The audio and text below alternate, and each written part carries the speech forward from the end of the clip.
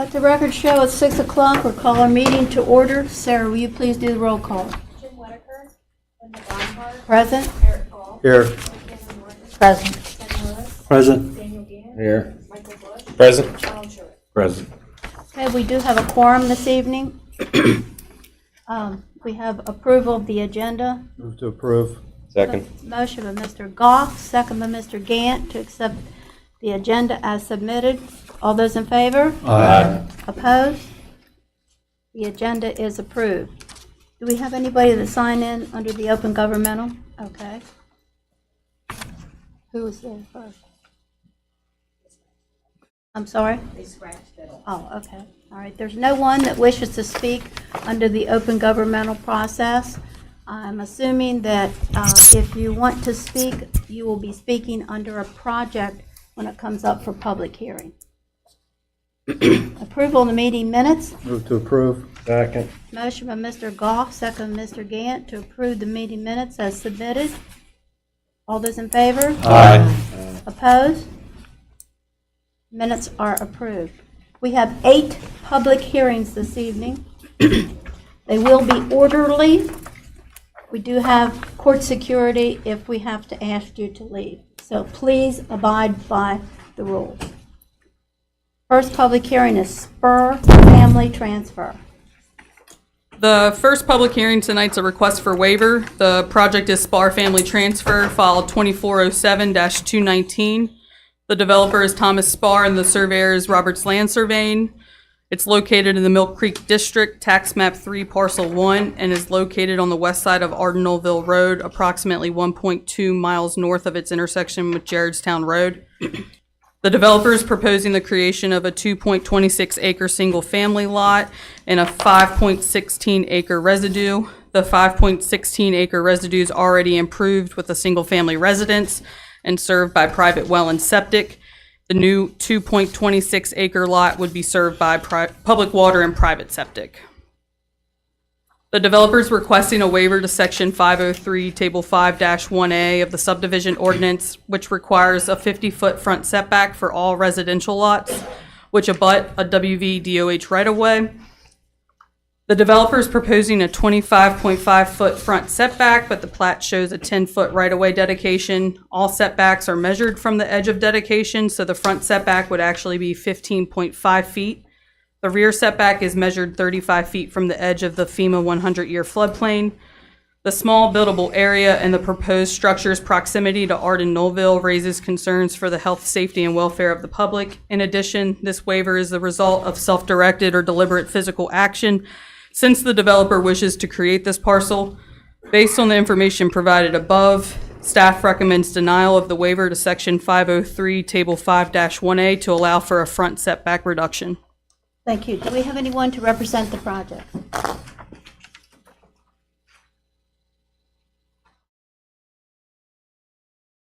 Good evening. Mike Roberts, represent the project. Thank you, Mr. Roberts. This is the public hearing. It's your opportunity to make your questions or comments known regarding this project. We'd ask you come forward, state your name, your address, and the comments that you might have. There is no one. I move to close public hearing. Second. Let the record show that there is no one to speak from the public. I have a motion by Mr. Goff, second by Mr. Gant. Close public hearing. Any questions, Planning Commission members? All those in favor? Aye. Opposed? Public hearing is now closed. Planning Commission members, do you have questions of Mr. Roberts or the staff? If I could maybe address the commission. Sure. I understand that the staff has recommended denial of the waiver request. I'd just like to add a few comments. This parcel has kind of a pretty severe encumbrance on it, being a 35-foot floodplain buffer setback and a 50-foot front setback, which is 85 foot of setback on this property that's not usable.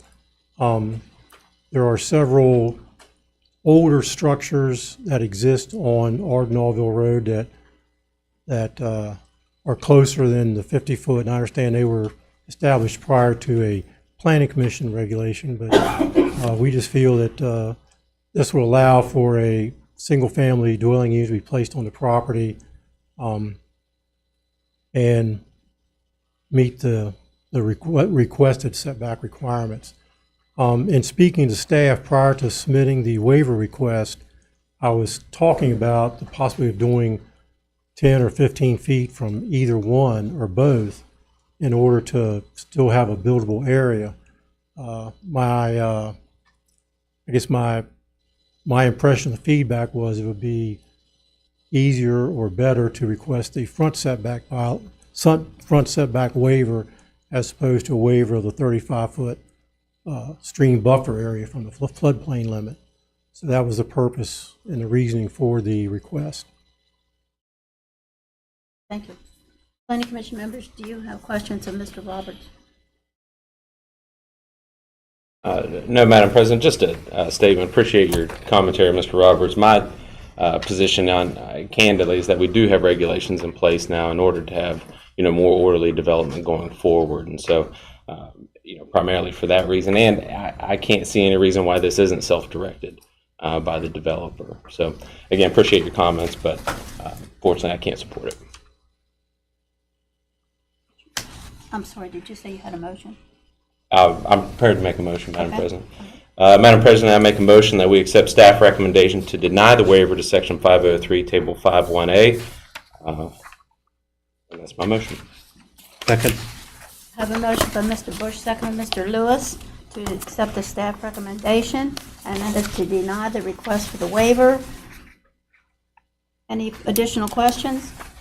All those in favor? Aye. Opposed? Motion approved. Thank you for your input. Thank you. The next public hearing is Ridge Road Water Tank. Yes, this is a public hearing for request for sketch plan advancement. The project is Ridge Road Water Tank, file 2407-190. The developer is the Berkeley County Public Service Water District, and the engineer is Fox and Associates. It's located in the Hedgesville District, tax map 28, parcel 16.3. The site's located along the east side of Ridge Road South, approximately 1.10 miles south of Hedgesville Road. The developer is proposing a freestanding water tank on 1.25 acres. No waivers or exceptions have been requested. On August 15th, 2024, County Engineer Doug Smith deemed the above-mentioned project compliant with the subdivision ordinance. The sketch plan meets the requirements of the subdivision ordinance, therefore staff recommends advancement of the sketch plan to the preliminary plan stage. Do we have anyone to represent the Ridge Road Water Tank?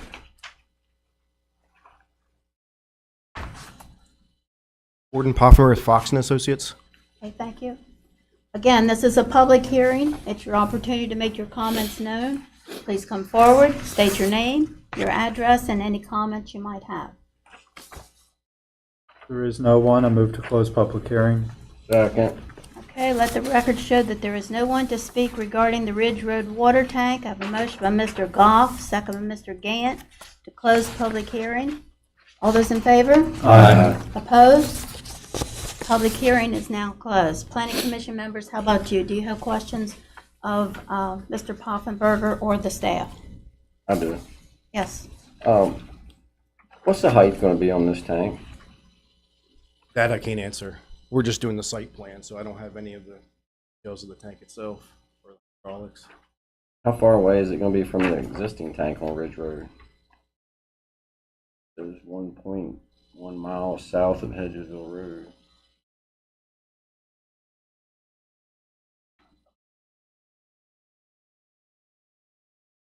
That's where the one that's there now is in Harlan Run subdivision.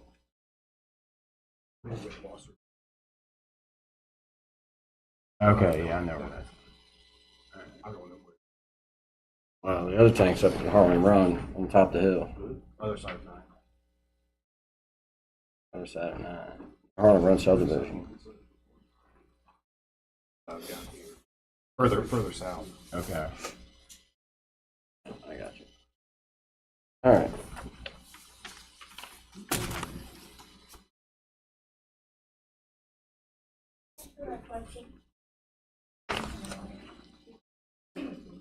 He said there's a tank in Harlan Run. I don't know.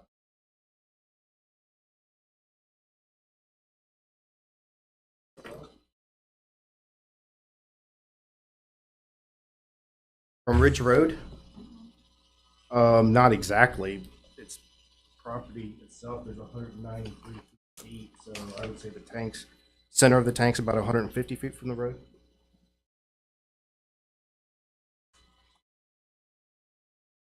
Any further questions?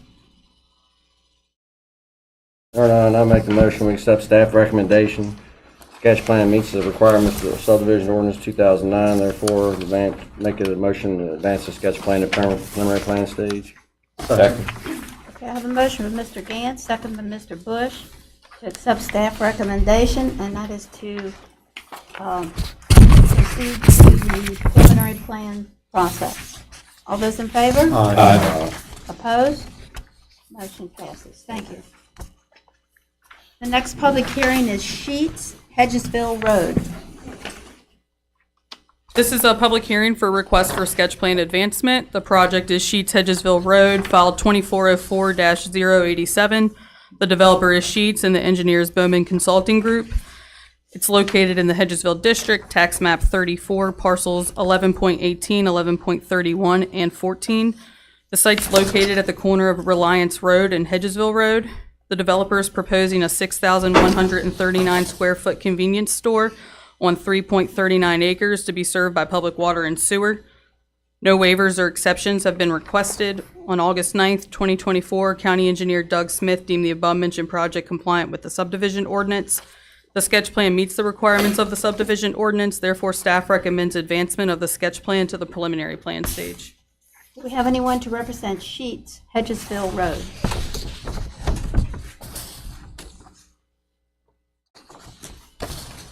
Joseph Cruz with Bowman Consulting. I'm sorry, you're going to have to speak up. Oh, sorry. Good evening. Joseph Cruz with Bowman Consulting. Thank you. Again, this is a public hearing. Your opportunity to make your comments known. If there is no one, I move to close public hearing. Second. Let the record show that there is no one to speak from the public regarding this project. I have a motion by Mr. Goff, second by Mr. Gant, to close the public hearing. All those in favor? Aye. Opposed? Public hearing is now closed. Planning Commission members, do you have questions of Mr. Cruz or the staff? Yes, ma'am. Just the one question for the staff. Did we have Department of Highway on a turning lane going into Sheets? Right now, the traffic study did state that it's dedicated required that the traffic study not approved the way you will. But the recommendations all look to don't anticipate any change. Just a turning lane. Very late in the season.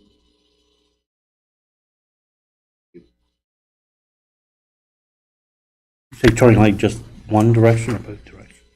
Sorry, sir.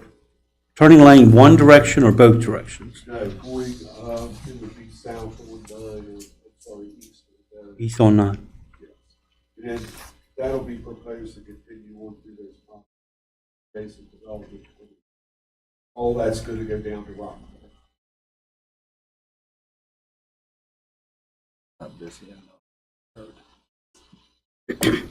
Any additional questions, Planning Commission members? No further questions, I make a motion, we accept staff recommendations. Staff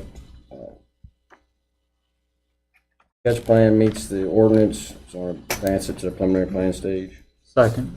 Okay, I have a motion by Mr. Gant, second by Mr. Goff, to accept staff recommendation, and that is to move the project forward to the preliminary plan stage. All those in favor? Aye. Opposed? Motion's approved. Thank you. Thank you. All right, the next public hearing is Shepherdstown Landing. I'm sorry, Applewood Farm, I'm sorry, I skipped over. Applewood Farm, I'm sorry. This is a public hearing for request for sketch plan advancement. The project is Applewood Farm, file 2405-111. The developer is Thomas Companies LLC and the engineer is Fox and Associates. It's located in the Arden District, tax map 5, parcel 1, and tax map 9, parcel 23. The site's located on the south side of Apple Harvest Drive, approximately 1 mile west of its intersection with Interstate 81, just past Blue Ridge Community and Technical College.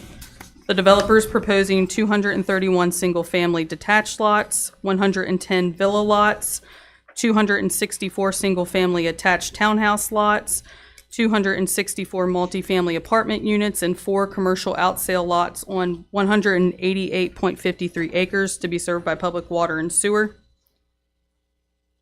At the August 5th, 2024 Planning Commission meeting, the developer was granted a waiver to Section 801, Table 8-1A, subsection 7, reducing the number of parking spaces from 2.5 spaces per unit plus 1 space per employee plus 10% additional spaces for guests to 2.1 spaces per unit plus 1 space per employee plus 10% additional spaces for guests. On August 20th, 2024, County Engineer Doug Smith deemed the above-mentioned project compliant with the subdivision ordinance. The sketch plan meets the requirements of the subdivision ordinance, therefore staff recommends advancement of the sketch plan to the preliminary plan stage. Do we have anyone to represent the project? Gordon Poffer with Frox & Associates and Tom Farr with Thomas Companies. Okay, thank you.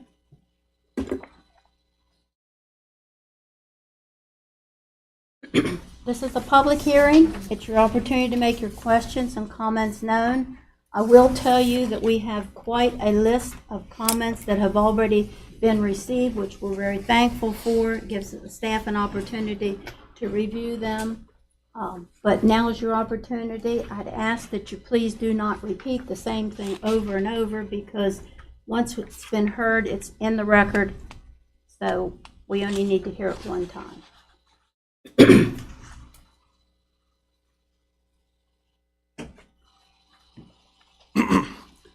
Good evening. My name is Jeremy Madison. I reside at 13503 Apple Harvest Drive. I live directly across from the proposed Applewood Farm's proposed project. I'm very concerned not only what this project will do to the value of my residents, but more importantly, what implications it could bring to my water well and the traffic in the area. The proposed sketch is showing commercial lots directly across from me. The proposal calls for a gas station, which I'm assuming will be one of the commercial lots. I'm concerned of my water source being infiltrated by the runoff from this station or any spills. Currently, my wellhead is 30 feet from the fog line of West Virginia 45. Any extension of West Virginia 45 towards my residence will put my wellhead in further jeopardy from vehicles leaving the roadway and contamination. I'm concerned that the development of the Applewood Farms area will put any underground aquifers or groundwater sources of this aquifer in jeopardy. I do not see any mention of groundwater studies completed in the proposed documents. Dramatic increase in traffic volume is also a concern. Currently, West Virginia 45 is very busy, having many accidents a year. An increase in volume will no doubt increase these accidents. The proposed project only has 2 exits, both coming out on West Virginia 45, ironically, on both sides of my residence. Currently, the West Virginia 45 intersection with Clee can be very busy, but at least Clee was developed with an alternate exit to help relieve that pressure. The stoplight were added, which would be needed at that intersection. West Virginia 45 will no doubt back up to the first and even past the second exit to this development, causing congestion further towards the blind curves of West Virginia 45. Exits from this project out to Harold Drive towards Tabler Station and possibly towards the Commons should be considered if this project were to move forward. Added pressure on West Virginia 45 will only complicate current problems at the Commons, I-81, and Foxcroft intersections, even with the current updates taking place. Thank you. Thank you.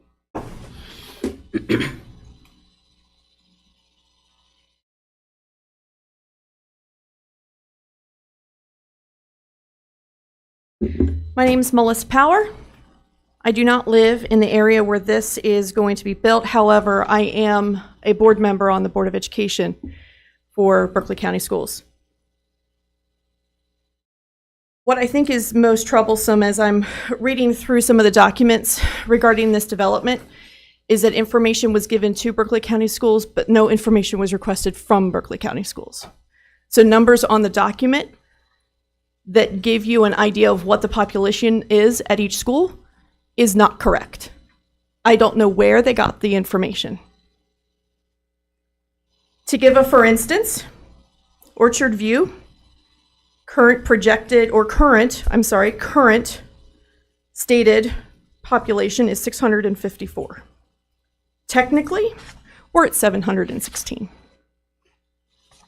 That's a decent chunk, but we'll keep going. Martinsburg High School, 1,466 is on the document.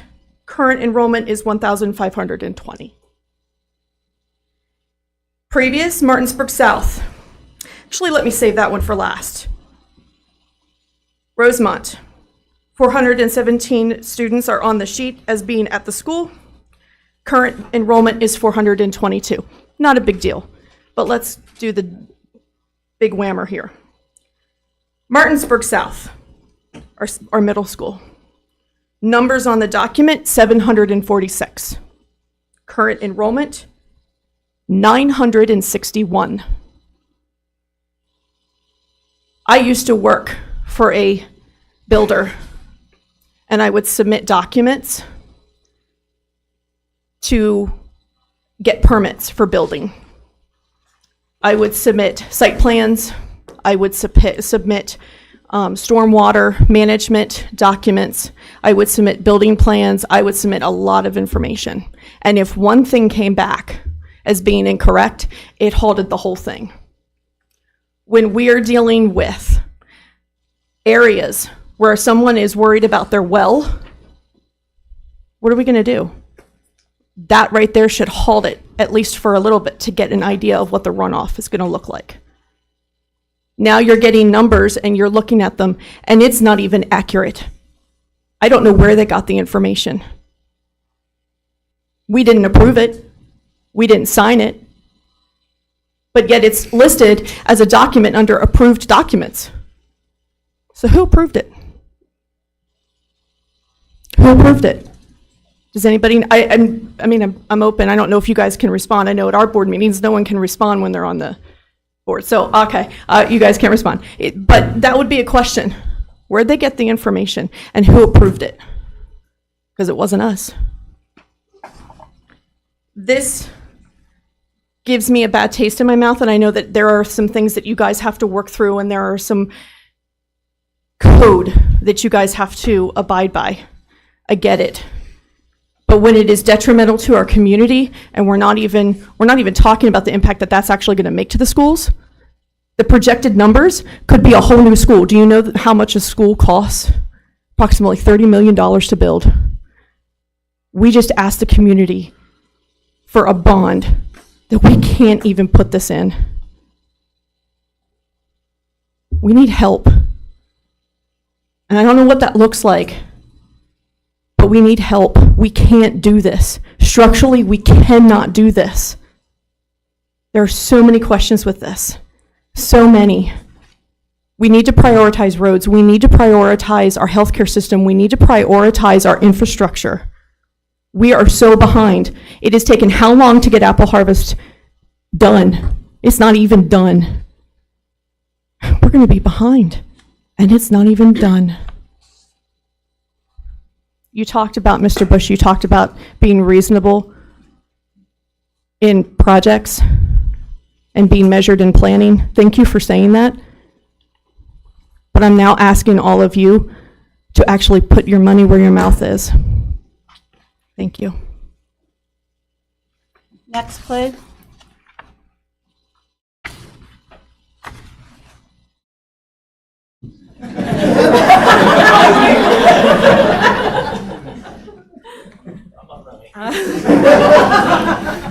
My name's Kim Welburn. I live at 936 Horizon Way, but my stepfather is one of the shareholders of C.J. Seibert Orchard Company, which will be adjacent to this property.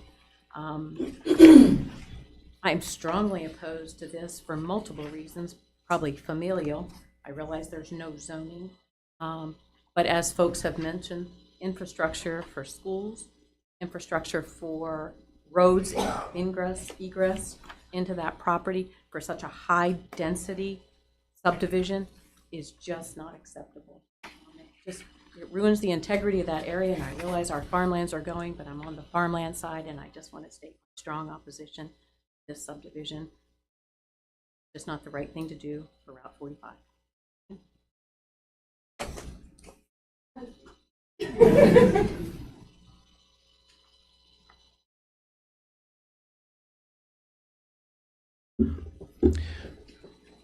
Good evening, members of the Planning Commission, and thank you for the opportunity to speak today.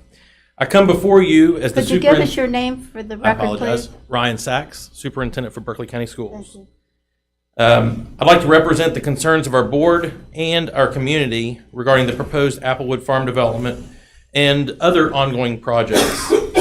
We recognize the importance of growth in our county, and new developments we understand and value bring economic opportunities, attract families, and contribute to the vibrant future we all envision.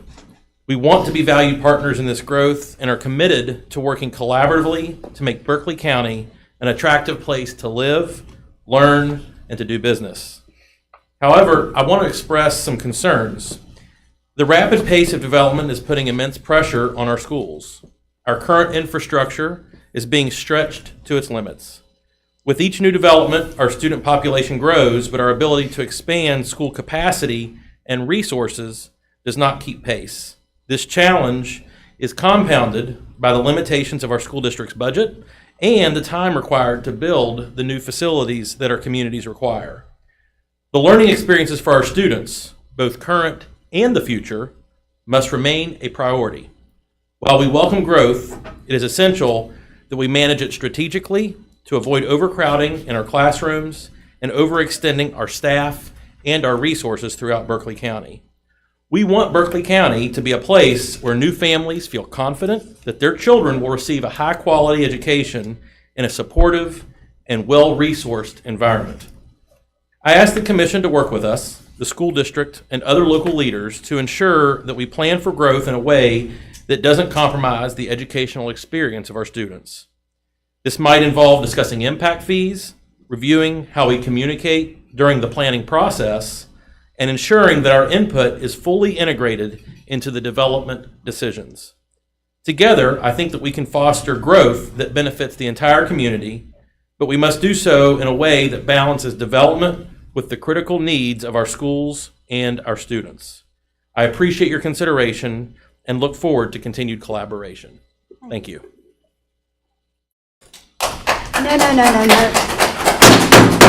No, we don't have that in here. It takes too long to conduct public hearings. I appreciate your interest. I've been a member of this planning commission for well over 20 years, off and on. This is the very first time I've ever heard the school board speak out. Thank you. Okay, next.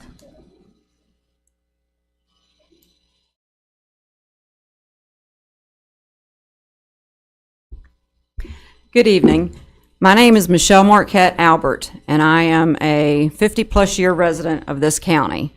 I live at 12764 Apple Harvest Drive, and I am directly affected by this project. My farm butts up against this project.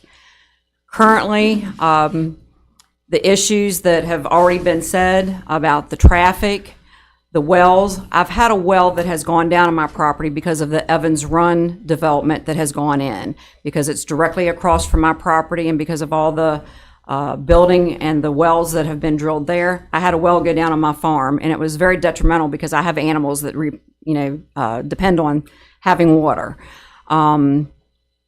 This is something that I think needs to very much be looked at, so you all understand that this affects us citizens directly. It's not affecting you. We're the ones that, I live 2.5 miles from Martin's and McDonald's and stuff. It takes me 35 minutes sometimes to get there to get through the traffic.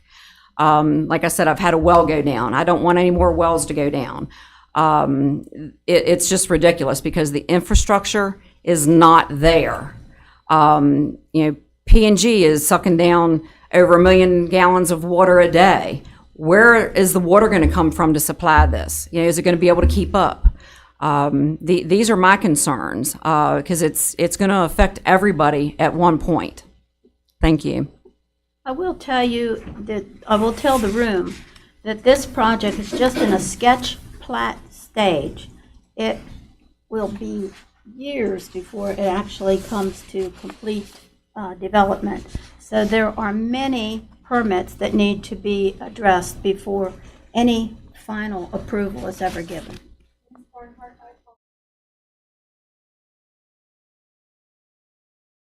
Actually said that so I'm not entirely sure.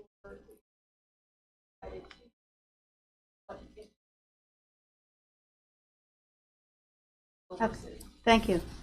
Anyone else wish to speak regarding Applewood Farm?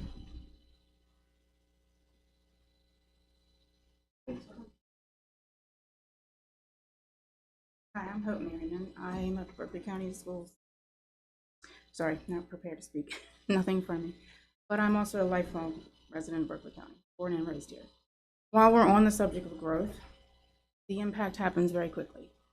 I got my full-time run in 2019. My main neighborhood is Warrensburg Lakes. I took this run in 2019. I had 3 kids. I also had Weaver Lane and Knighttown. And by 2023, 24 school year, I can only take Martinsburg Lakes. I went from 3 little kids to 65. They not only had to take Weaver Lane and Knighttown off of me, they had to create another run just to cover Martinsburg Lakes, just to cover the surrounding. The high school and middle school, which I don't have, they also had to create another run just for that neighborhood. On that same subject, I did at one time take a different bus run, and I took a neighborhood near the school. Easy. Go through some lights, drop some kids, very simple. I could not take the behaviors of these children. I'm very seasoned with kids. I'm very seasoned with people with disabilities. I couldn't handle it. I had to go back to my old run. I couldn't handle it. Unfortunately, this neighborhood I'm talking about is near the brand new park that the county's putting up. It's going to be destroyed. The discipline is not there. The kids are awful. They have to be sent to different schools, different states, because the discipline's not there. This is just my story. My bus run has been changed 3 or 4 different times because of growth. My high school and middle school is actually Honeywood, Riverbend area, the tail end of Grade Road, established area, and those kids are good kids. The kids we're getting in these new neighborhoods are so disrespectful and nasty and mean. It's horrible. Kids are coming here that we can't handle them. We just can't. And when they get out of school, the crime rate in this county is going to be horrible. I have 3 young children, and I feel for them. And now I want to move because this just isn't home anymore. Take my hat off to you, bus driver. Sir.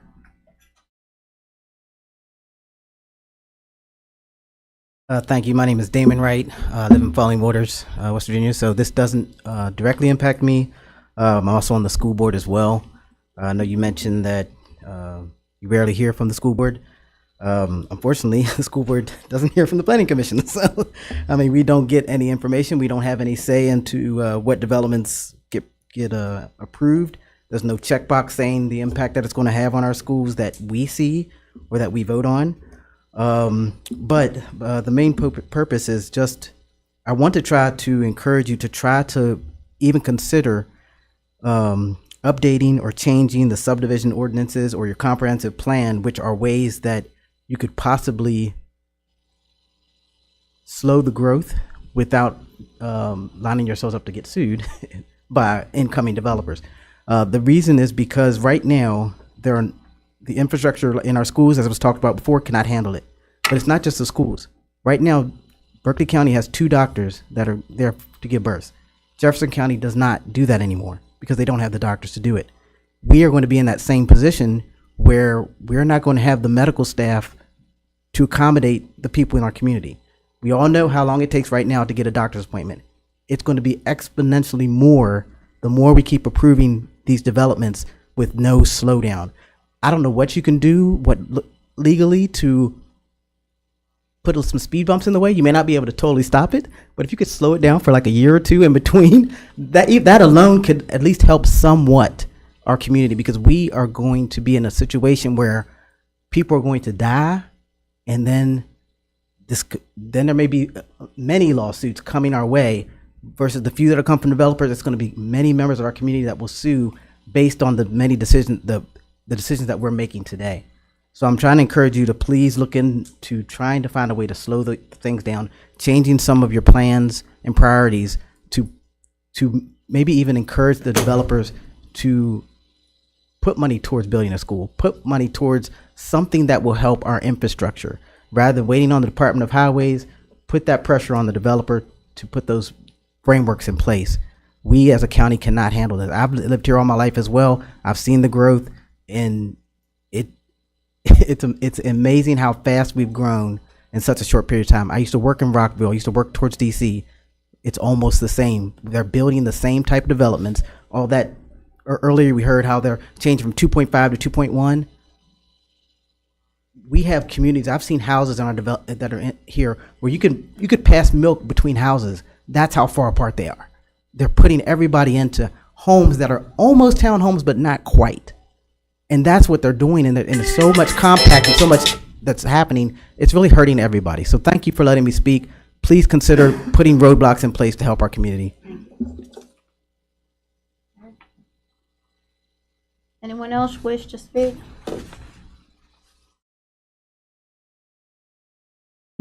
Good evening, everyone. My name is Michael Martin, and I live on Poorhouse Road in Martinsburg. And I've had the privilege to serve on the Berkeley County School Board since 2020.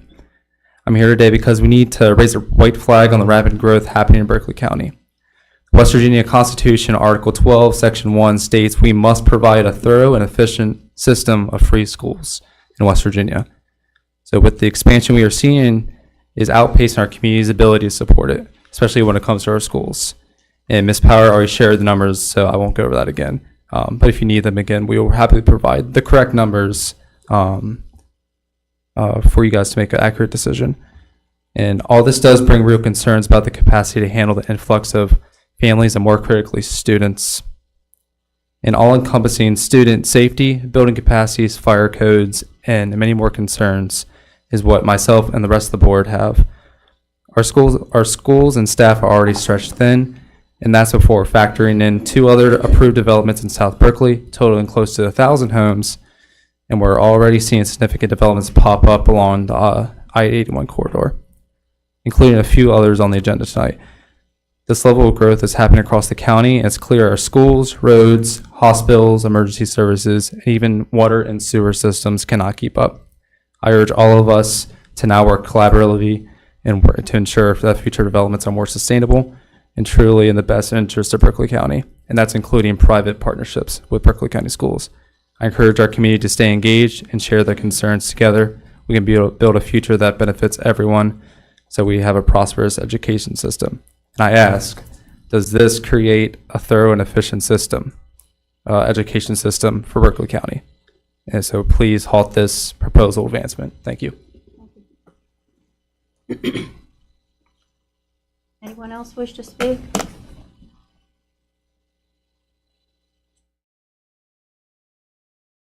My name is Michelle Barnhart. I live at 6731 Ardenville Road in Martinsburg. I'm coming to you today as a citizen of Berkeley County, a parent of a student at Berkeley County Schools, and as a teacher at South Middle School. I'm not asking you to stop building in the county, but I'm asking you to consider the resources to support such rapid building. If they build it, they will come, but where will they go? We already heard about our school system being overcrowded. We looked at the documentation, and we know that the numbers are wrong for Berkeley County schools, for those schools.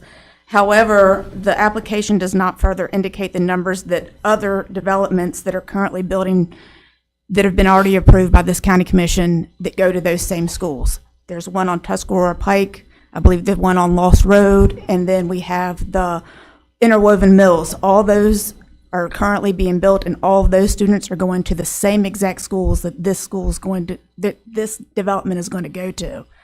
So those numbers, even if it takes a long time for this development to happen, our already overburdened schools are going to be even more overburdened. Those numbers aren't reflective of really what the real numbers, if you take all the developments that are currently being built that go to the same schools, what those true numbers are.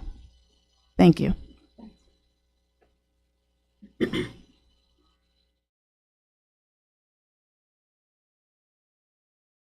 Another person, please.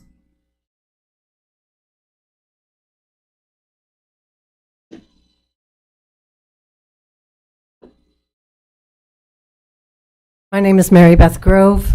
I live near Shepherdstown, but I'm in Berkeley County. I wasn't planning to speak to you all tonight, but I do have a couple questions because I'm concerned. I'm here because of Shepherd's Landing, but I'm going to speak about this Applewood because not only the schools, not only our hospital, which is in code red most of the time, right? The roads, the infrastructure, it's all been said. But I have a question. Have you been to Frederick, Maryland lately? Do you want to live there?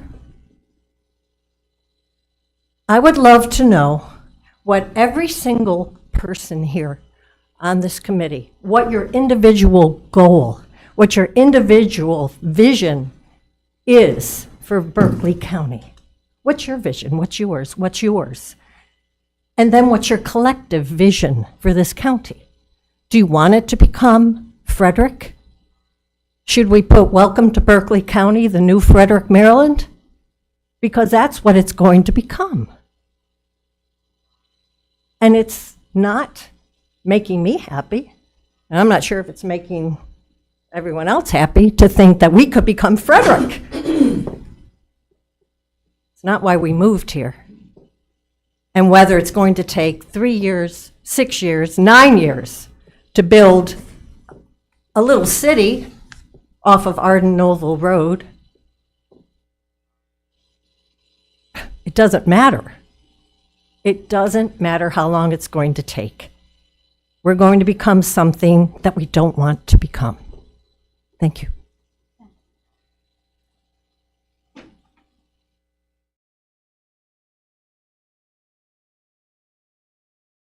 My name is Dirk Stansbury. Actually, I wasn't going to speak till later either, but I was actually requested by the lady just left, a good friend. But what I'm going to say applies to all, and also to the group. I recently taught an adult Sunday school class, and the basis was St. Jude, the patron saint, as you know, of lost causes. And much of this is a lost cause. But I do want to defend this good board for what you do, and that the apparent asking you to do something which is not really within your power at this time. On any of these projects, you look at the site and see what it can take, and we are on the edge of not being able to take anymore, but we're not there. If we were there, you could form moratoriums. And I'm going to break protocol, Madam President, and say something to the superintendent. Our solution, help the governor and say I've got a moratorium. I'm not taking one more student. I don't think your tenure here will be any longer than the last one. Because you have this problem of different agencies not being able to coordinate and get the best product, and when we can match the land use to the infrastructure and to get cooperation on what the other agencies in the state are doing. Until we get that, we're not going to be able to direct any of this. Some people think zoning. Zoning is a double-edged sword. It doesn't restrict like some people want it to, because Frederick has zoning. Montgomery County has zoning. San Francisco has zoning, and they're growing like a weed. But it doesn't do the other side as bad as they feel either. So you can grow. It does make things more expensive. if we look at this and as a group and working with our elected officials and try to change the system, we can do it. It's not going to happen with this one because you don't have the power. Because once they get it, the Department of Highways will have at best, minimal requirements for the road. Cedar Lane on the next one should be upgraded all the way out to Swan Pond, but it won't be. 9 should be from the Commons all the way out. I worked with the contractor laying out that site for the construction of it, and I asked in the early meetings, why doesn't this go out to the college? Don't need to. Thank you, Department of Highways. All I'm saying is for you to give these people a break. They're doing the best they can. We need the whole community to come together and get all the agencies to work together. And once we do that, maybe we'll be able to direct where growth goes. We're not going to stop it. There's no way we're going to stop it. Like I said, San Francisco's got it. A low-income house development costs $10 million in 1,000 days to get approved in San Francisco. We don't want to be anywhere near that. But it happens. I thank you, and give them a break. Thank you. Anyone else wish to speak regarding Applewood Farm? Make a motion to close public hearing. Second. Okay, let the record show that I have a motion from Mr. Gant, second from Mr. Goff to close the public hearing. All those in favor? Aye. Opposed? Public hearing is now closed. As I said earlier, we have quite a list of comments that were written and sent to the Planning Commission. Our county engineer, Mr. Smith, has looked at the project as eagerly as he could with as limitations as what he has. And he has given us some suggestions. I will ask him if he wants to make those known right now, or if you want to just let it go. Yeah. I could certainly. You might stand up to the microphone so you can be heard by everyone. Yes, we reviewed the traffic study that was submitted to DOH and made comments on it. I think there are 2 rounds of comments that went back. I think the last one was the first traffic study stated that there was not enough queuing and not enough stacking to be able to support the full development and the full build out. Basically, the second round of comments went back is if that's not available, then the development needs to be throttled until that can catch up with it, whether that's a full improvement project by DOH, whether, it's limited to that which can be had. We did that at Sulphur Springs and 51 for that intersection. DOH ended up limiting the number of houses they could build until a further traffic study can be done, and if that intersection could ever be improved. You're at that same point here. There isn't, you can only do so many improvements here. There is no outlet, there is no back door for this development, there is no distributing this traffic to other roads and networks to get it away from here. And that's where those comments came from. So, that's where we are now. It'll be till whenever that study gets finalized with DOH. Right now, we're still at sketch. The study will be open until sometime during the preliminary plan whenever it gets finalized.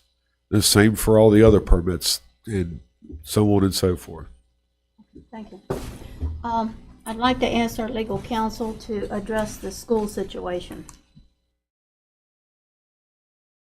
Well, as the planning commission, there's not much discretion that you have in terms of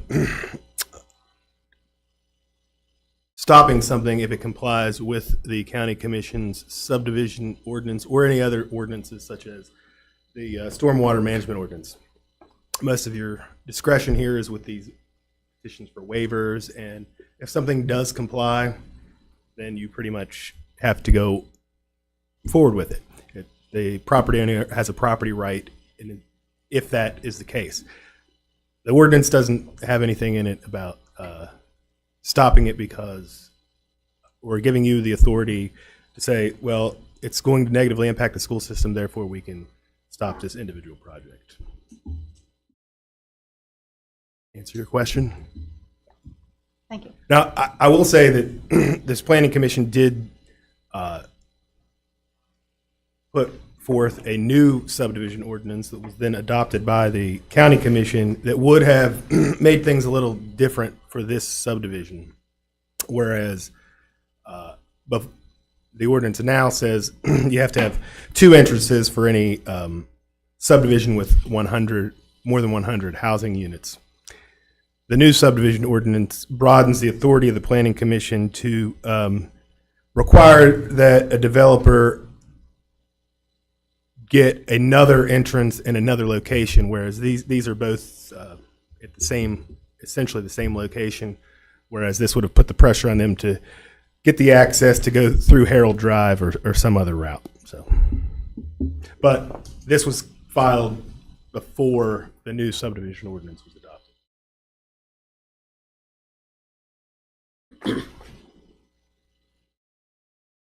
Okay, planning commission members, do you have questions or comments that you'd like to address to the Mr. Poffenberger or Mr. Farr regarding this project? Madam President, just a few comments and a question in no particular order. First, I appreciate the participation of the public as well as the school board. I hope that's a relationship that continues with staff, this planning commission, and the school board. Second, always in evaluating any project, in the back of my mind is the comprehensive plan as well. And, we've got a duty to consider that. But here, we're in a growth area in that comprehensive plan. And I think that factors into my thought process in that as well. I do have one question for the developer on the 2 entrance requirements. And I am a broken record on these 2 entrance requirements. But do you have a distance, even approximate, between the 2 entrances?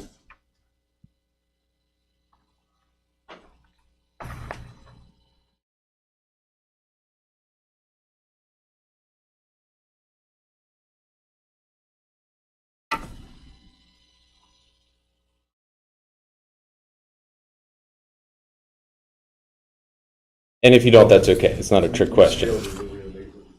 Okay. And the point of my question is, and I've said it before, that while there is a 2 entrance requirement, I believe that the design needs to fulfill the spirit of that code requirement, and that we protect the health, safety, and welfare of primarily individuals within the subdivision to ensure proper ingress and egress. And so I just mentioned that just as I'm just generally skeptical about those issues, and as if this plan moves forward, then that's going to be something that I'll pay particular attention to. Thank you, Madam President.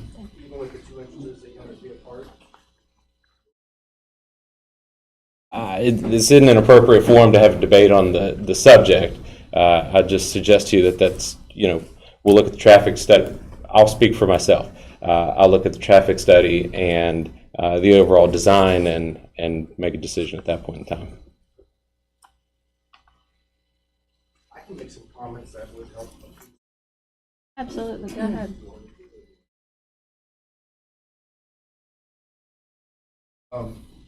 Heard a bunch of people talk about well impacts. We're proposing no wells on this project. It'll be fed by public water from the city of Martinsburg and public sewer from the county sewer district. I heard Mr. Madison talk about 45 widening and impacting his property. We are doing substantial 45 widening across the frontage of our property. All that will be pushed over to our side, so nothing will be going on to the adjoiners on the other side of 45. The Cleve Road, Doug's correct. The traffic study has been prepared. It's been reviewed. It's been revised. It's been resubmitted. But it does address concerns at Cleve Road. Don't know how that's going to mitigate yet, but that's mentioned in the study. The school form, somebody questioned the data. The data we use comes from Berkeley County Public Schools. I can share the document that they give us to use.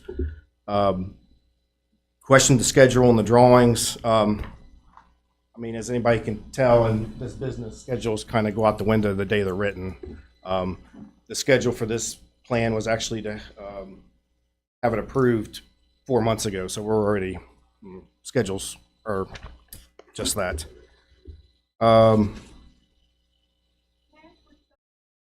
Please, that's not your question to ask. That's not your, I just, somebody else asked a question, someone I it's thought it not was your okay. question I'm to sorry. ask. I'm sorry. Go ahead. The water that's being provided from the city of Martinsburg, the developer's paying for a study being done by Dewberry?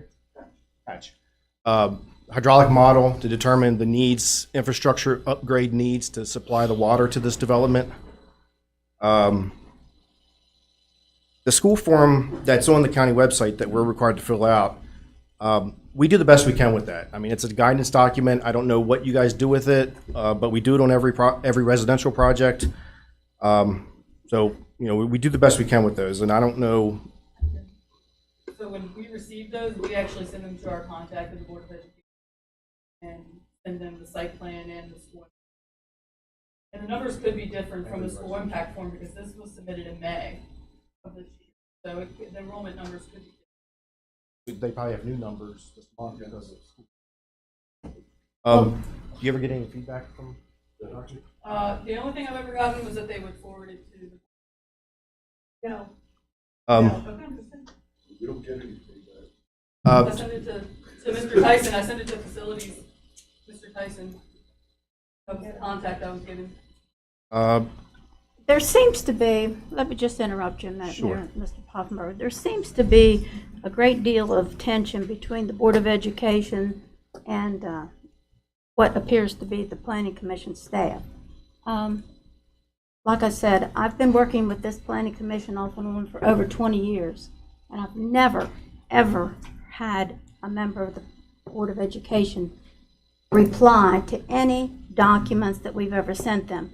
We have even sent a liaison over to the Board of Education to meet, and nothing ever happens. It's not our intention to ignore the Board of Education.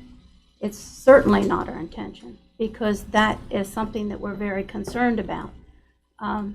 I would like to have some more closely monitored documentation between our planner and whoever Mr. Tyson, is he here this evening? No. Okay.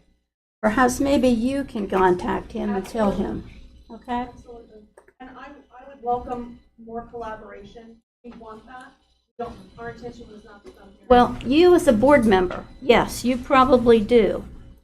But your staff are not replying to our staff. Unfortunately, the only staff we do I'm as a not board into- is the I'm not- superintendent. We don't actually employ the other officials at the office. But Yeah. I just wanted to make sure Yeah. that. I'm not going to get into an, I said, you said, whatever. We would like to have a better relationship with the Board of Education, not just with this project, but with any other project that comes before you. We know the schools are overcrowded. We hear this lady complaining or voicing her opinion about the bus. You know, my hat goes off to her.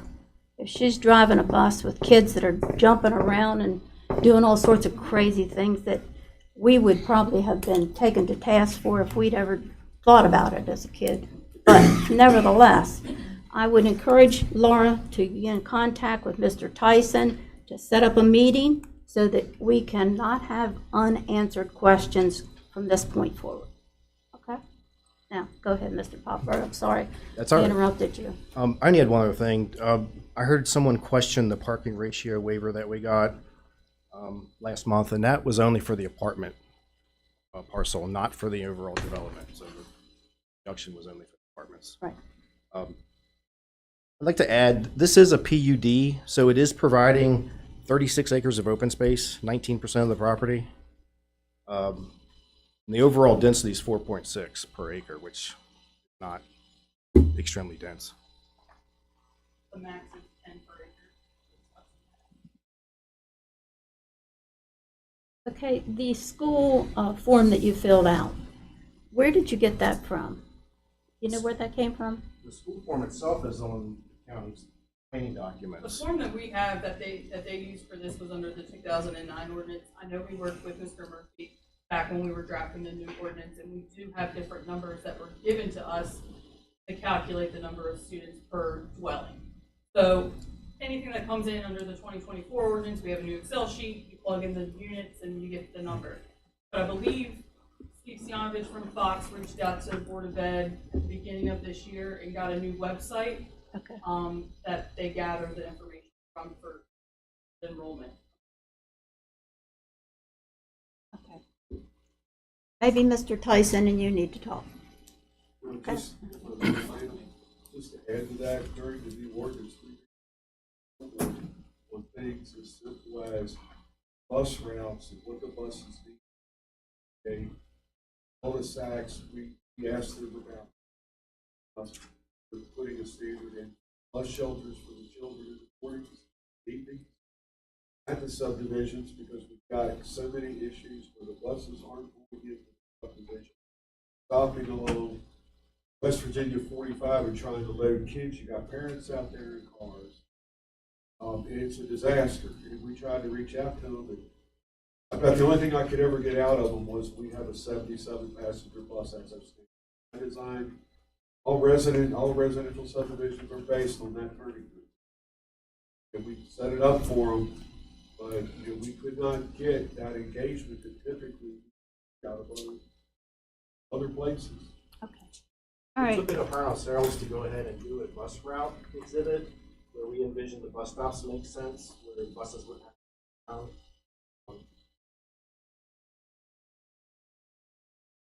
Well, talk to Mr. Smith about Well, that. we have been, I mean, we've done this on other projects. We've been working, trying to, we did get a lot of feedback, but we kind of started handling some of this on my own under the new ordinance. It's in there. Okay, Planning Commission members, do you have additional questions or comments regarding this project? Ma'am, if I may just close out with the school board, since there was a lot talked about school. When I got on this board, the one thing I asked Doug and everybody is go down to the school board and go face to face. If you remember that conversation, I said, because we really need the school board to sit down with this group and talk. And we're not here to point fingers, he said or she said. Where we'd like to go from today is let's make a solution and let's get this thing resolved so we can communicate and get it. Because I know Laura's reached out many times and doesn't get a response back. Well, we actually did have meetings with the school board, but And I remember. obviously that was a superintendent or two ago, so Right. we're more than willing to meet and sit down. Exactly. Central office, I just want to make sure central office of Board of Education.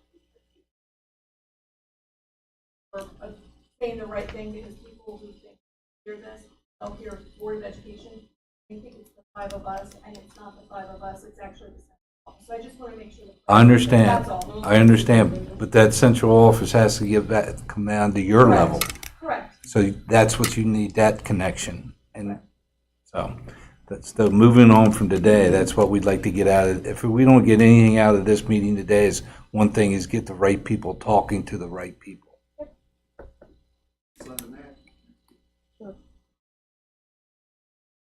I'm Farr, and I'm the owner of this project, Applewood. So one thing I would strongly encourage is, I know everybody's been talking about collaboration, and I definitely appreciate all the comments. And when it comes to schools, there's no one that thinks it's more important than I do. I have a daughter, my youngest daughter's a teacher. Mr. Farr. I'm sorry, you can't need hear. to address My Mr. youngest daughter is a teacher. The Berkeley Ridge community that right next to the Spring Mills complex.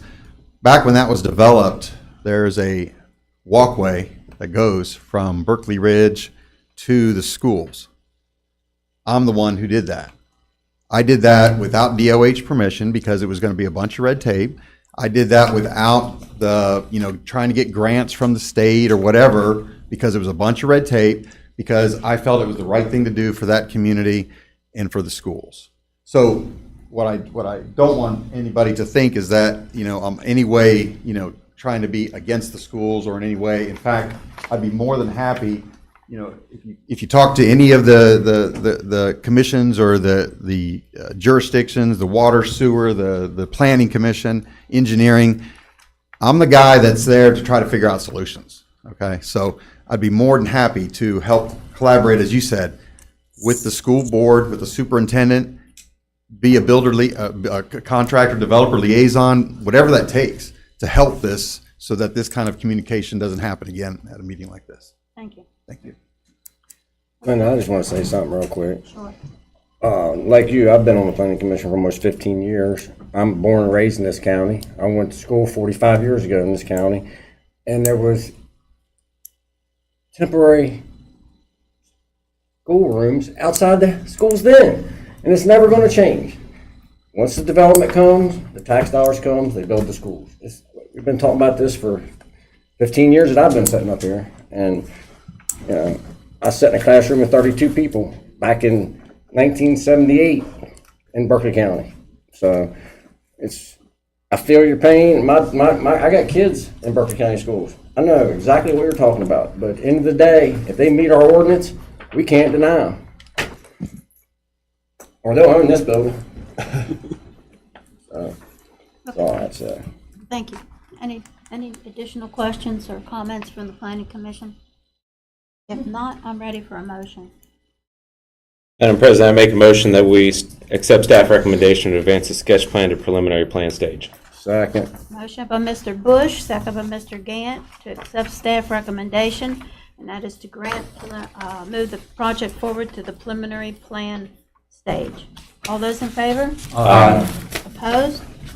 Motion passes.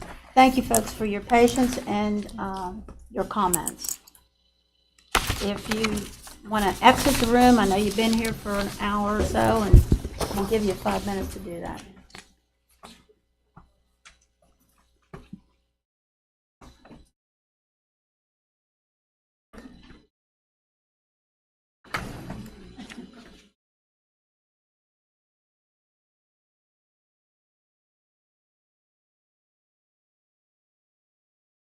Let me go ahead.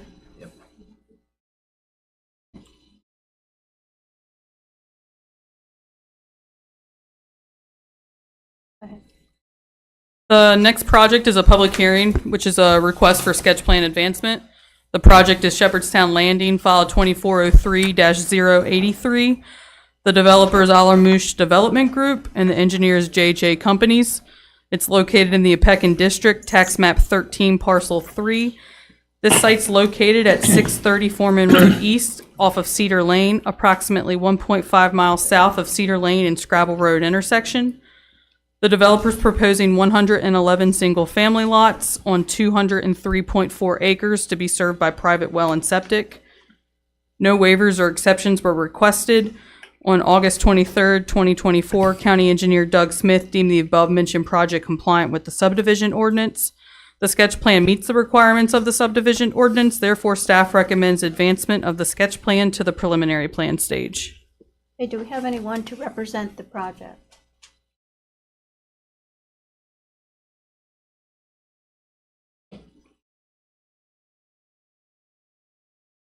Good evening. Mark Mezzanot with JHA Companies. I'm here to answer any questions. Okay, this is a public hearing. This is when you come up and give us your thoughts on Shepherdstown Landing.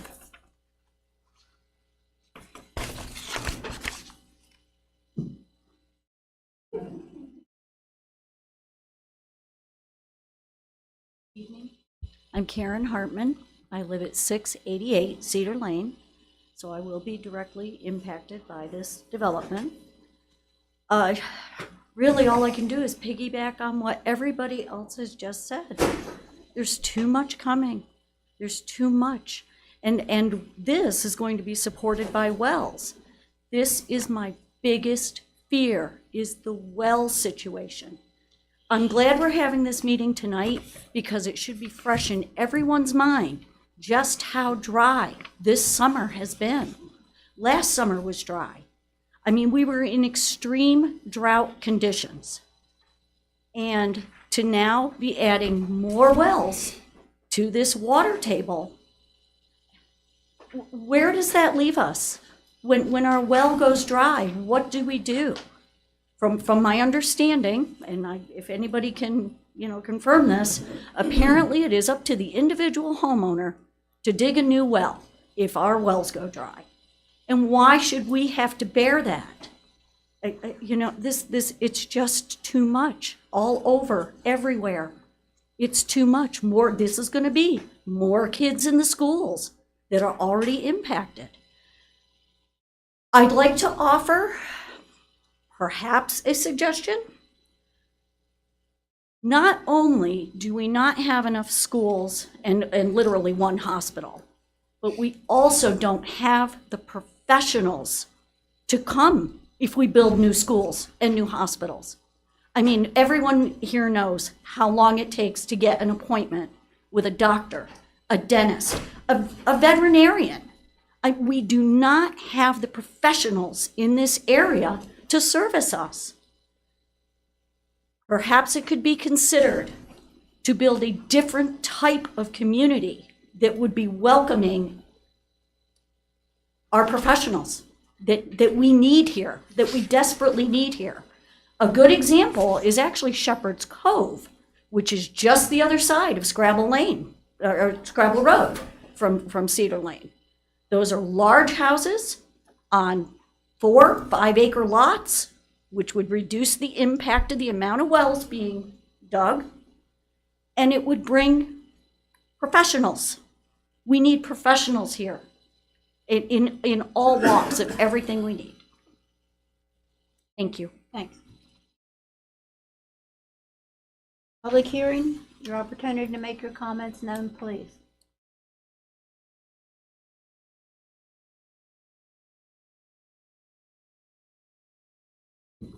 Mary Beth Grove, 108 Foreman Road East, Shepherdstown, but I'm in Berkeley County.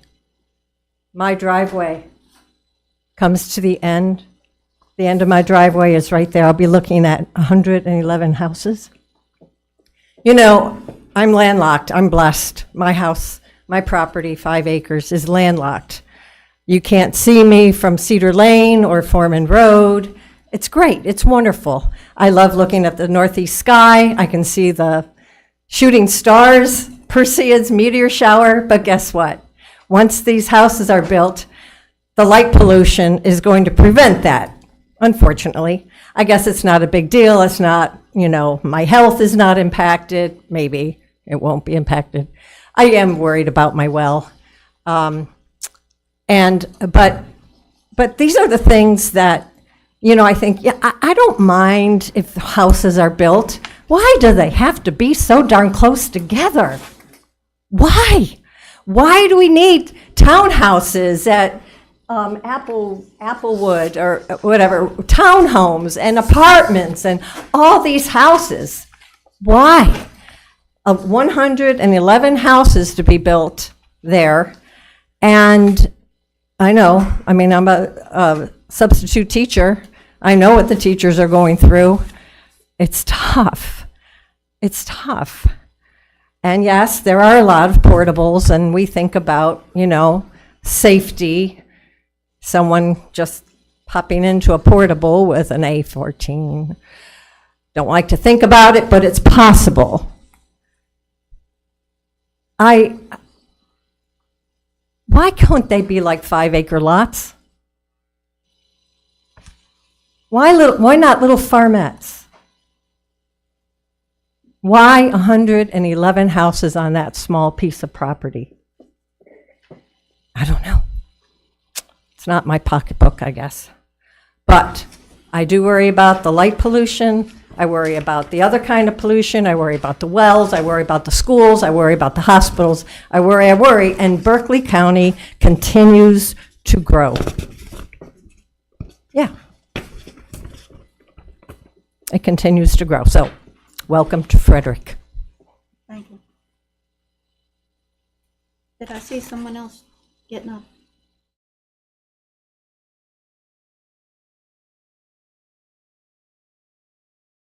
My name's John Wood. I live at 294 Cedar Lane.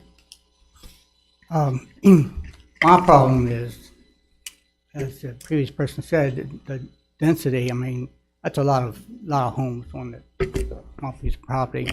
I know I used to put in septic systems, and they at the time required 2 acres per lot. So 111 homes wouldn't even work on that. But other than that, the limestone in the area, it runs north and south all along there.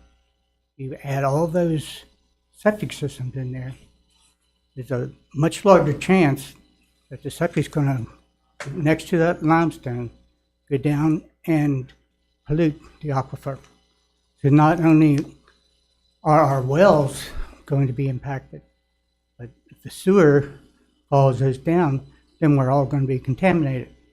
Next thing you know, we'll have to have public water. This development, I mean, I've lived in the county 70 years, and the development that's happened in the last 20 years is just astronomical. And I agree with the schools, hospitals, everything has to be thought of as you guys approve these things. Thank you. Well, let me just tell you that the health department has not granted any permits yet for this.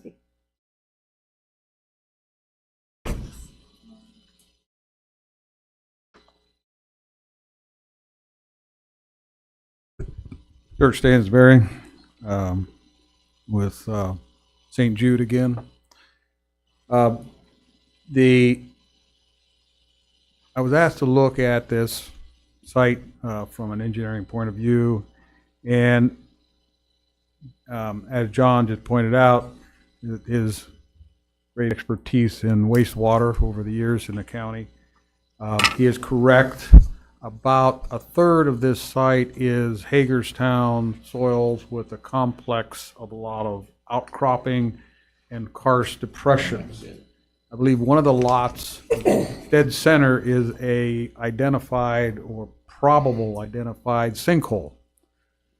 So the likelihood of having that many homes is not there. So I understand engineering, I did it myself.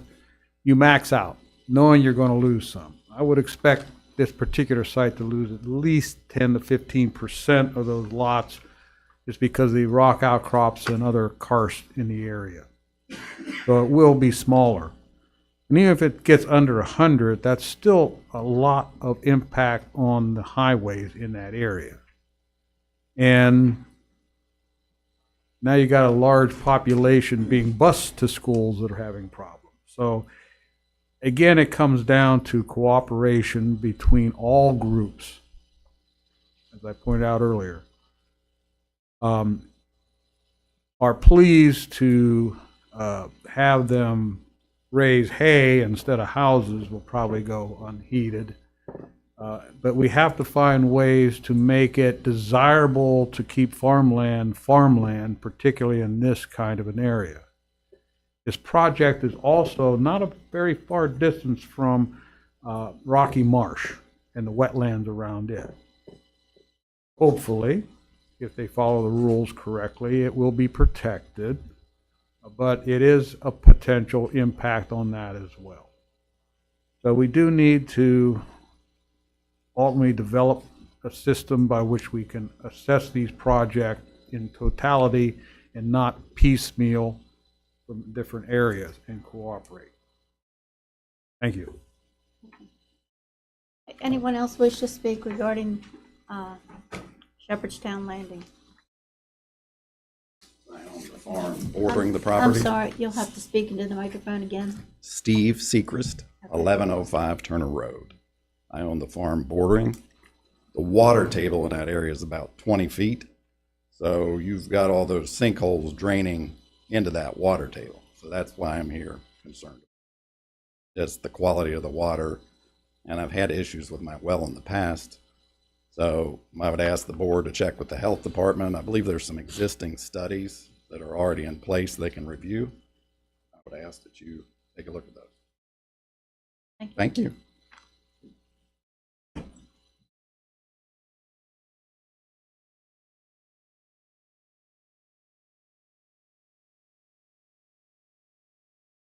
Hello, my name is Kathy Wood, and I live at 494 Cedar Lane, which is not very far from where this is going to happen at.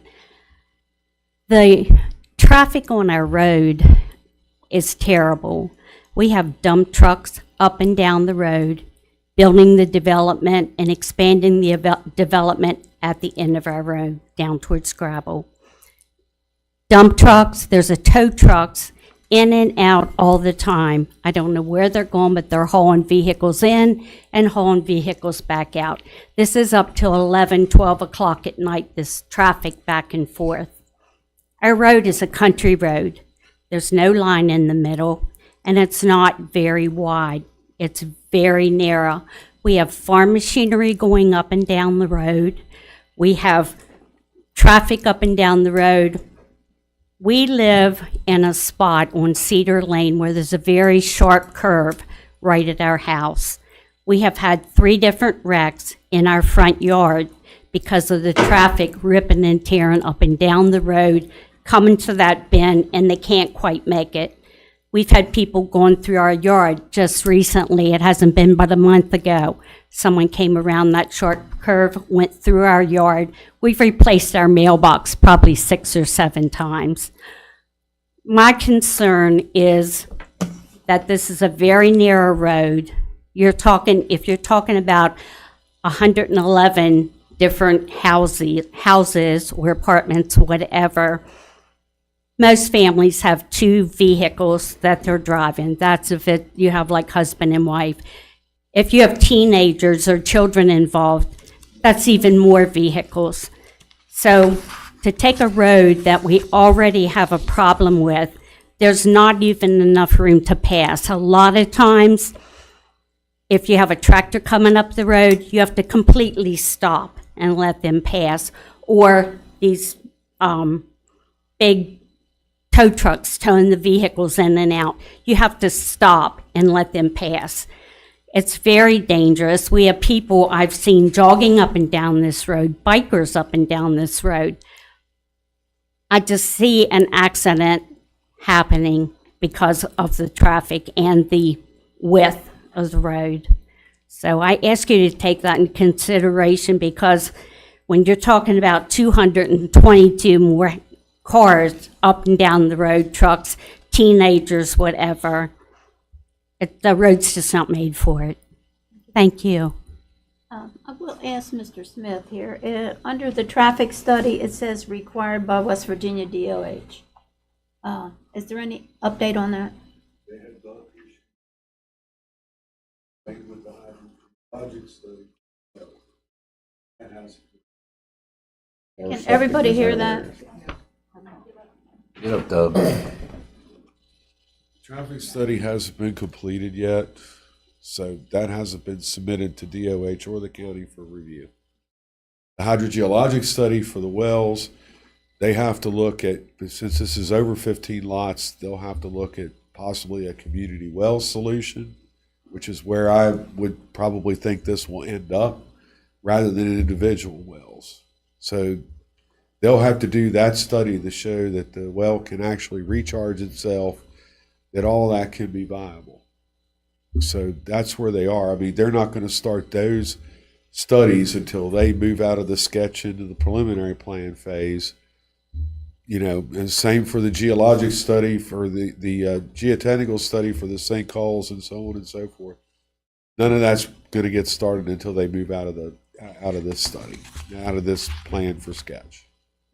Well, as I stated earlier in the evening, all of these projects, or most of them are, for the bigger projects, are for sketch plat, and once we approve the sketch plat, then there are many other plat approvals that need to happen. So they may propose 111, but the likelihood they may not get 111. It's whatever they want and what they get, 2 different things. Okay. Is there any other public comments?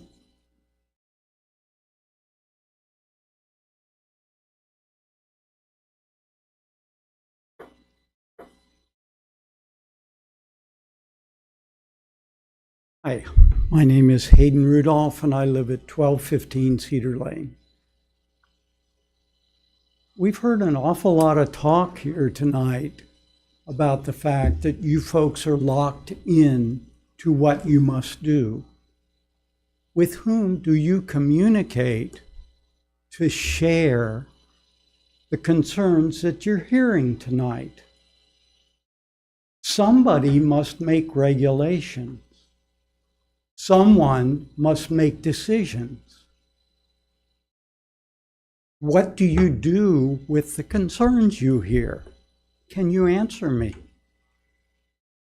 I asked our legal department to go ahead and address that question again. I mean, the planning commission makes recommendations.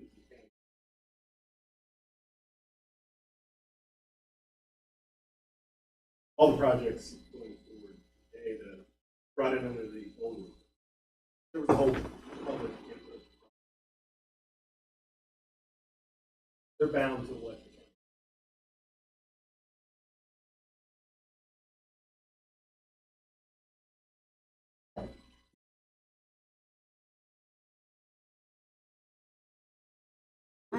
I see a hand, but I don't see a person. It's a public health issue. Come on up and talk. Concerning Steve secrecy. Given the issue that it's a public health issue, I would argue that the board would have some power, given it's a public health issue. We don't. Studies yet. Right. So that doesn't Health become an department. issue to you. The health department has that power. Okay, so they coordinate with you on the number of wells. Yeah, absolutely.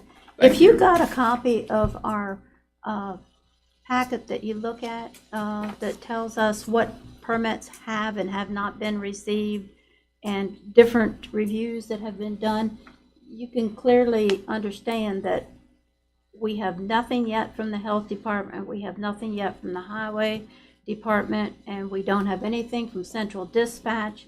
We don't have an NPDES permit, traffic study. He just answered that. So there are a lot of things that have to come before us before we can make a decision, and it will all come together at the preliminary plan stage. Okay. So you review if the wells are contaminated already in the area. Not this board, the health department. So the health department coordinates with you guys. Yes. Okay. The health department will require them to perk every lot. They'll issue a letter stating what class system that lot is required to have. And the hydrogeologic study is what is reviewed by Doug, and wells and the well depth. We just look for well location being 100 feet radius from septic reserve areas, and then the health department stamps basically approval of a plat septic system.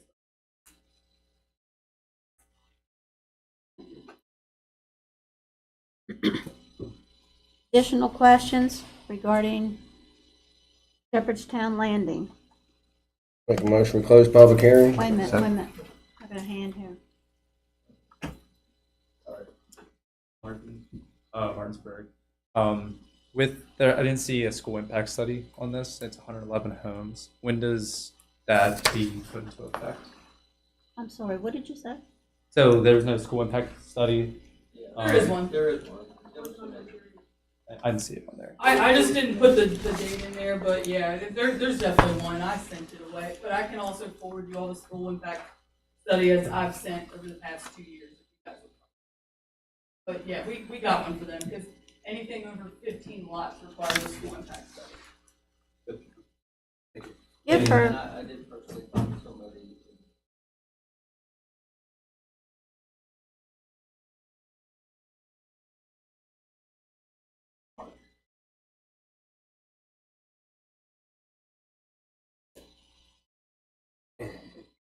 Give our planner your contact information so she can forward you stuff. Okay? Any other questions or comments regarding Shepherdstown Landing? Okay. Make a motion, we close public hearing. I have a motion by Mr. Gant, second by Mr. Goff to close public hearing. All those in favor? Aye. Opposed? Public hearing is now closed. Planning Commission members, how about you? Do you have questions?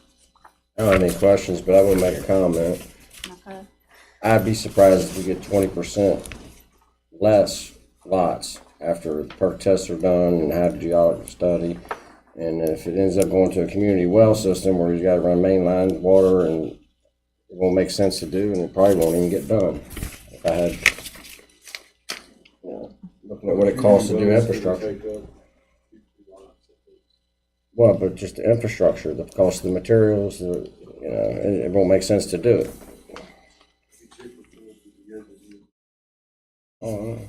Okay.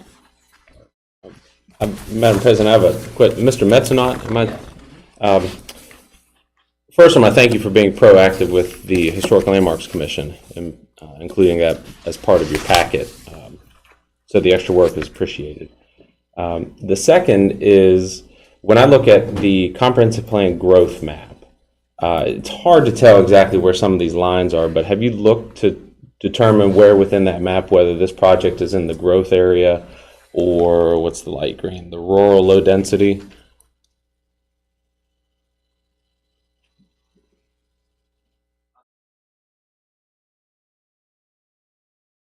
That would be my guess. If it's not low density, I'd be shocked, but the density for this project is 1.8 houses per. It's about as low as it could get for development. Get lower.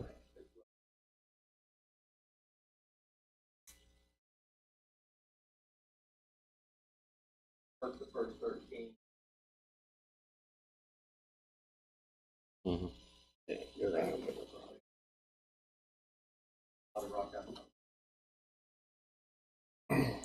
And there will be if there's a sinkhole, there'll be sinkhole remediation done? Yeah, Sure. we already started. Identified 5 locations.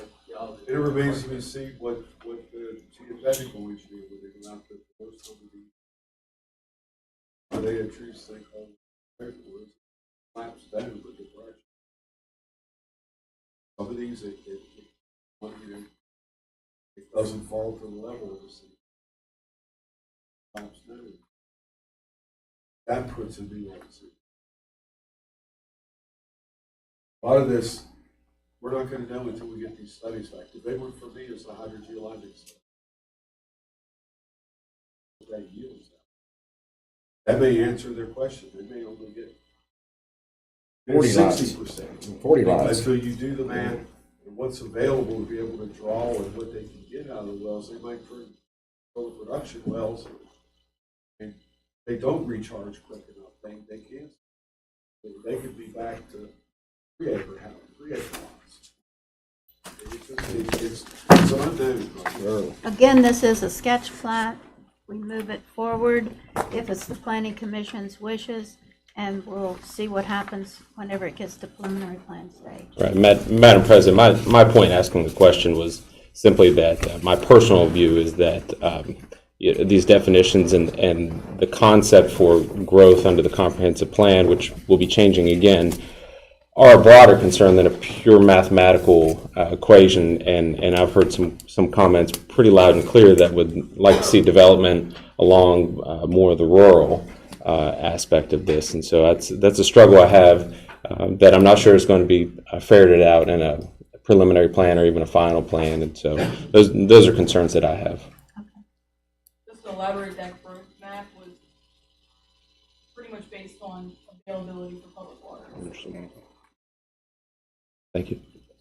And the comprehensive plan is under the rewrite at the current time. Any other questions? If not, Just one additional comment. Sure. And that's just so that the public hears it. We have no control over roads. They belong to the state of West Virginia. And I strongly urge you, if you are a citizen, write the DOH and complain about your roads. It's not wide enough. It doesn't have a paint stripe. The only way you're going to get your road fixed is through the DOH. I personally have written probably at least 50 letters on the DOH. Every road that I travel that I have an issue with, I write them a letter and say, hey, you guys need to do something about this road. It's not wide enough. It's very dangerous. The traffic's going too fast. The more they hear from us as citizens, the more they're going to be willing to do in Berkeley County. You know, the district office is all the way over in Hampshire County. And they're not over here and seeing it every day. The only way they're going to know it is if you as a citizen tell them about the issues you have with your roads.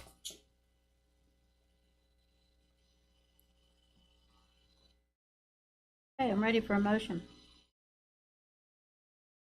I'll make the motion, we accept staff recommendation. Plat meets the requirements of subdivision ordinance 2009. Make the motion, we advance the sketch plan to preliminary plan stage. Second. I have a motion with Mr. Gantz, second by Mr. Goff, to accept staff recommendation, and that is to grant sketch plat approval and to move it on to the preliminary plan stage. All those in favor? Aye. Opposed? No. Let the record show there's one no by Mr. Bush. Motion passes. Okay, if you want to exit the room, a lot of people here for Shepherd's Landing. I'll give you that a few minutes to do that.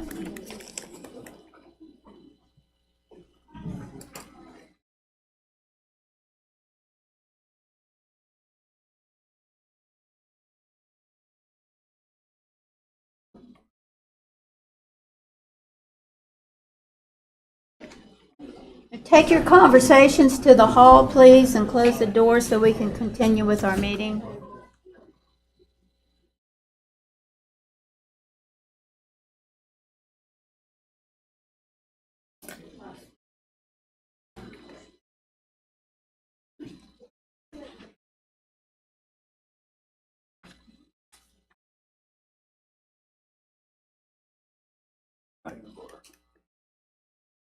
Okay, go ahead. The next project is a public hearing for request for sketch plan advancement. The project is District Concrete, file 2405-157. The developer is Thomas Carter and the engineer is Integrity Federal Services. It's located in the Mill Creek District, tax map 17, parcel 72. The site's located on the west side of Winchester Avenue, approximately half a mile south of Sam Mason Road. The developer is proposing a concrete material storage facility on 1.10 acres to be served by public water. Sewer is not needed. At the August 19th, 2024 Planning Commission meeting, the developer was granted a waiver to Section 802.1.B.I.A of the subdivision ordinance requiring a 25-foot buffer between a commercial and residential use. On July 25th, 2024, County Engineer Doug Smith deemed the above-mentioned project compliant with the subdivision ordinance. The sketch plan meets the requirements of the subdivision ordinance, therefore staff recommends advancement of the sketch plan to the preliminary plan stage. Thank you. Do we have anyone to represent District Concrete?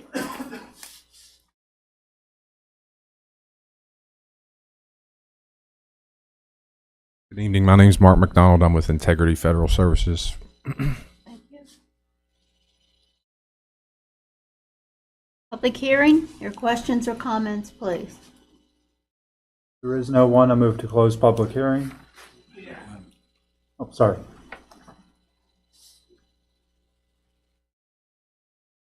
Well, cut right, 1483 Shepherdstown Road in Martinsburg. Are you folks planning to make ready mix, or what are you guys actually going to do there? Well, do you have another question? No, I just want to know what they're going to do on that piece. That's your only question? That's pretty much it. Okay. I mean, are you going to have cementitious material stored there? Volumetric trucks? Ready mix? What do you? Go ahead. Floor is yours. It will just be material storage, and they load water, cement, sand into a truck.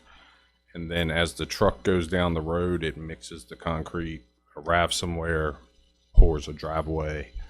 So there will be no mixing of concrete on site. All mixed inside the truck. Yes, ma'am. Did you have a question? Thank you. My name's Patricia Gillenfuhr. I live on 115 Montmorency Drive in Bunker Hill, West Virginia. I'm the secretary for our local homeowners association, and across the highway, Route 11, Winchester Avenue, is the proposed district concrete coming. What we did was we took a time to review the sketch plan that was on site, 35 pieces of it, and we kind of are going to just give you 5 points about what we see are concerns for us, not only as a community, but for drainage, water, retention, et cetera. So there's a few items, and when I'm done, I'm going to give each of you, as a courtesy, a full review of what we found. Thank you. Okay, thank you. The following points are just a brief summary. For the project and processing operation at 11900 Winchester Avenue. Point 1, the layout of the lot and the elevation is of a great potential for 1/2 or more of the lot area where the industrial activities are located, which will potentially flow north to northeast to the Specs Run drainage and through the Cherry Grove Estates 2 community of homes, which is ours. Will Berkeley County require that the lot area where concrete processing operations are to be modified or excavated so that the majority of all the storm water will enter the stormwater management bioretention area and discharge in a southern direction? That was our point 1. Point 2 was noise and traffic issues.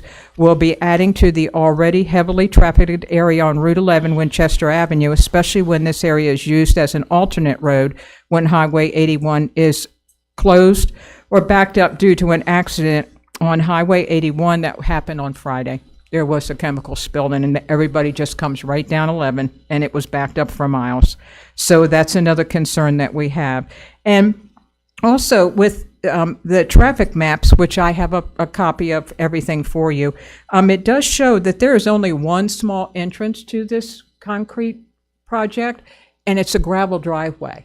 And it's very, there's no deceleration or acceleration lanes at all for this. So that was one of our big concerns for traffic in that area and noise. Third point is the materials and vehicles that are to be on the property and storage and other raw material loading equipment. We are asking if that will be maintained on site. Will there be covered buildings to store hazardous waste materials, and in the winter months, materials necessary for additives, chemicals needed to prevent freezing of your product would be needed? And since the sketch plan only shows 3 bins, 1 cement silo, and 1 elevated water pan for the necessary materials, therefore, are there any additional additives or hazardous materials in nature that will also be on site? Please understand that I have given everything I'm giving you to the gentleman here today. Point 4 is easily respirable air emissions of particulate dust from raw material unloading and loading operations, waste emissions from oil, hydraulic fluids, suspended solids, heavy metals, and lack of septic restroom facilities. Will district concrete implement measures to reduce and have raw material bin covers and enclosures, a silo bag house and filters to prevent particulate dust emissions, and procedures in place to reduce emissions from vehicle travel over the only entrance and exit of a gravel driveway?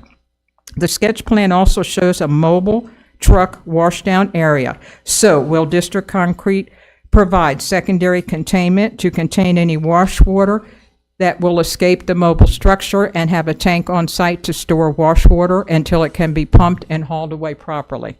The last point is future growth potential with local quarries and sand mines in our area, which will be easily accessed from the location for district concrete. Would district concrete purchase, or are they considering purchasing additional acreage at the same site?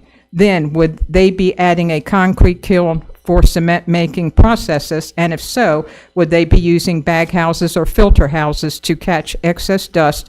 And with only 3 parking spaces at the entry of the gravel driveway, how or what will Berkeley County require the developer to do to prevent light from industrial operations and the parking areas from being broadcast onto the public right-of-way of Route 11 and Winchester Avenue? Those are brief points. We have done an extensive review of this project that we've seen on site, online. We feel like we have answered about 50 to 60 major concerns, and we have documented all of that for you. So with your permission, I'd like to hand these out to everybody. Could you tell us who the "we" is? As in we? Yeah, you said we have done His name is on here. It is Jeff LaFoon. He is also a board member, and his address and his information is on your paper as well. Thank you. Yes, ma'am. And thank you for your time. Mr. McDonald, you want to answer any of those questions? I can try to answer as many as I can.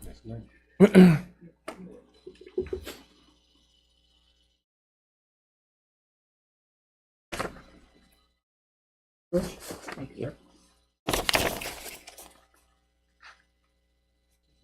Thank you.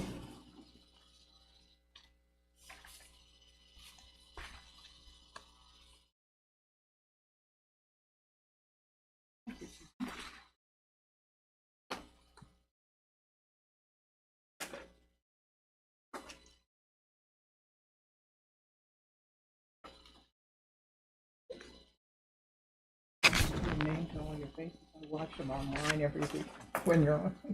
Thank you. So I know who everybody is.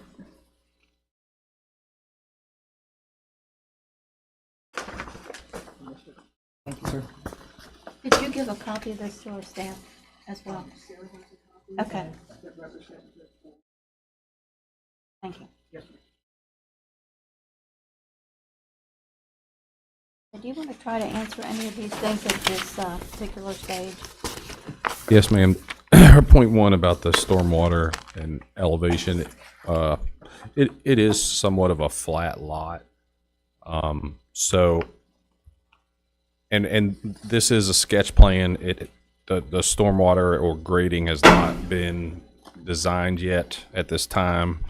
But we will try to capture any stormwater that is coming back onto our site. Sometimes there's a little percentage that may run off.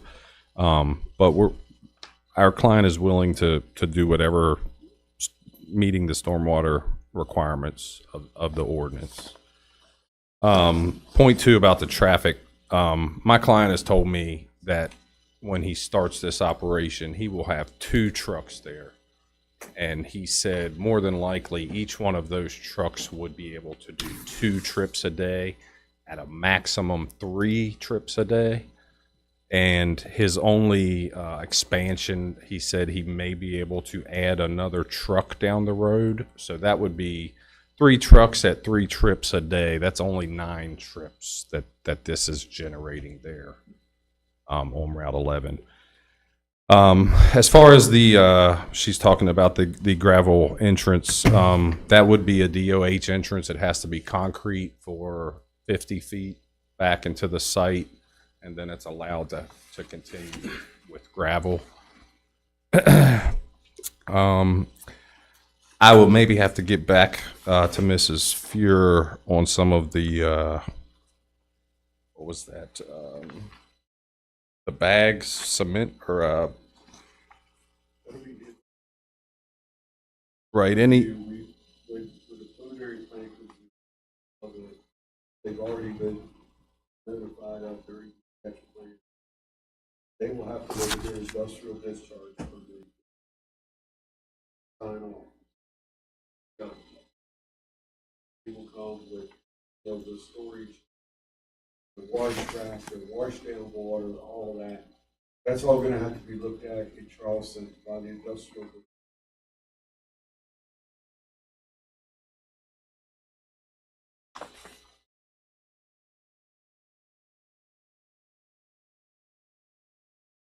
Oh, one more.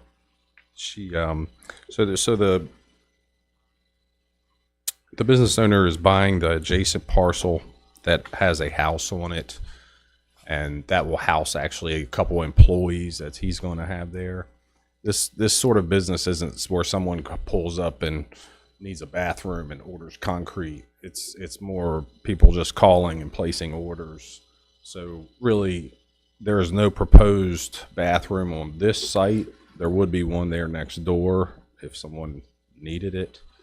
But like I said, this isn't really a business where people are pulling out of and ordering concrete. They would call a phone number, place that order, what address it needs to be delivered at.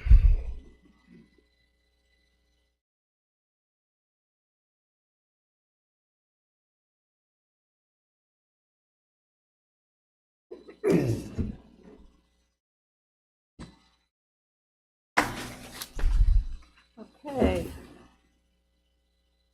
Do we have additional questions from the public regarding district concrete? Yes. As to why you just said 2 trucks when it says 14 on the website for this new 14 daily with no idea. And that's in the second papers that I gave you, more details. That one looking for.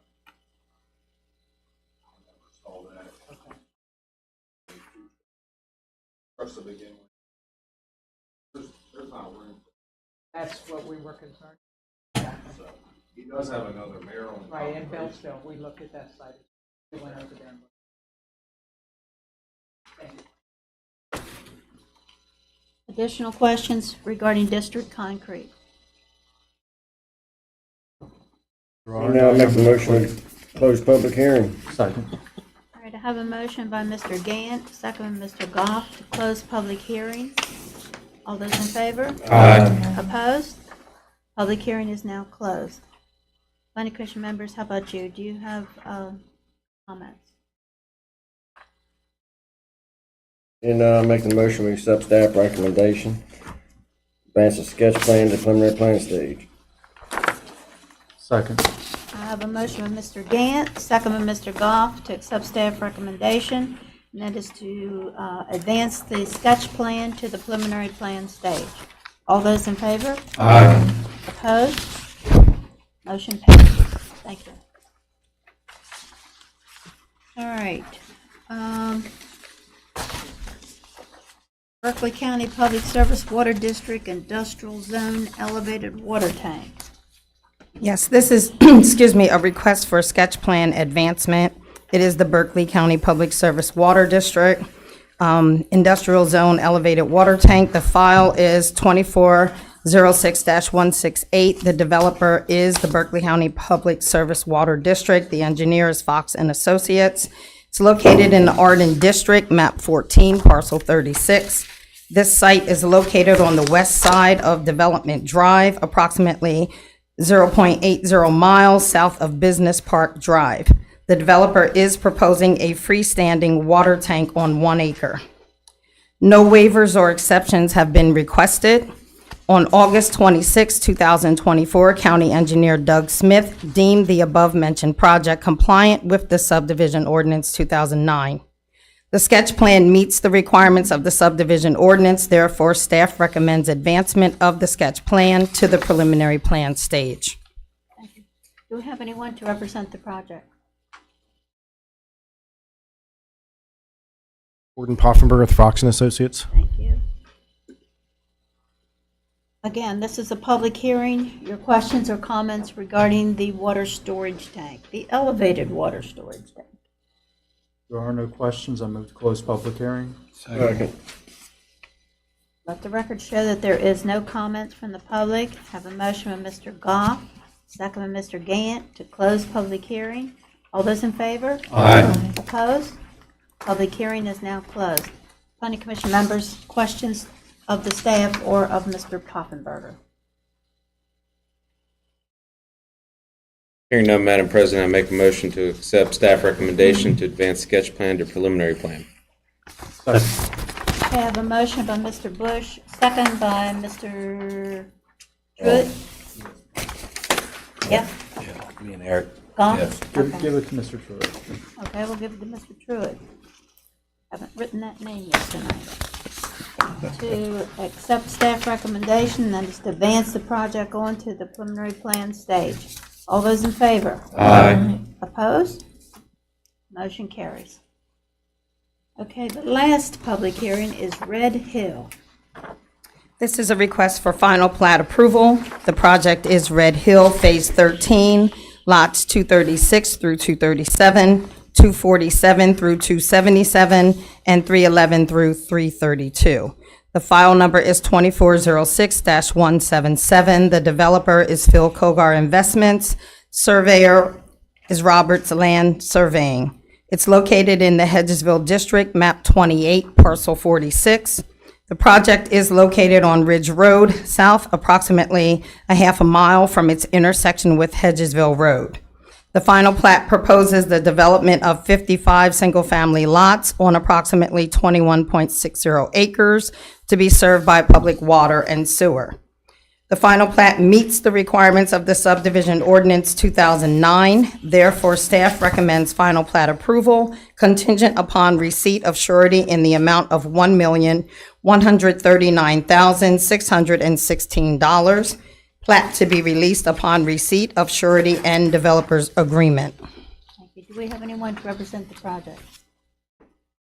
Yes, Mike Roberts, represent the project. Thank you.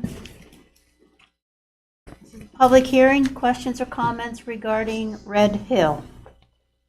There are no questions. I move to close public hearing.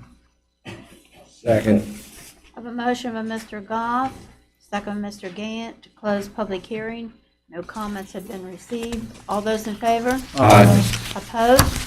Public hearing's now closed. Planning Commission members, how about you? Do you have questions of Mr. Roberts or the staff? And I'll make the motion, we accept staff recommendation, final plat meets requirements subdivision ordinance 2009. Recommend that the final plat be approved contingent upon receipt and surety amount of $1,139,616. Plat to be released upon receipt of surety and development agreement. Second. I have a motion by Mr. Gant, second by Mr. Goff, to accept staff recommendation, and that is to grant final plat approval contingent upon receipt of a lot of money. $1,139,616. All those in favor? Aye. Opposed? Public hearing's closed. Thank you. Motion passes.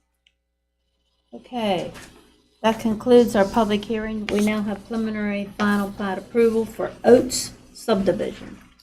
Yes, this is a request for preliminary final plat approval. The project is Oates subdivision. The file number is 2407-218. The developer is Phil Kogar Investments. The surveyor is Roberts Land Surveying. It's located in Hedgesville District, map 22, parcel 4. The project is located on the north and south sides of Hammonds Mill Road at its intersection with Harlan Springs Road. This project proposes the creation of a 244-acre lot and a 114-acre residue to be served by private well and septic. On September 11, 2024, County Engineer Doug Smith deemed the above-mentioned project compliant with the subdivision ordinance 2009. The project is compliant with the subdivision ordinance, therefore staff recommends approval of the preliminary final plat. Thank you.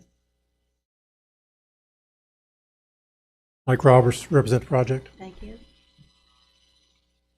Planning Commission members, do you have questions of Mr. Roberts?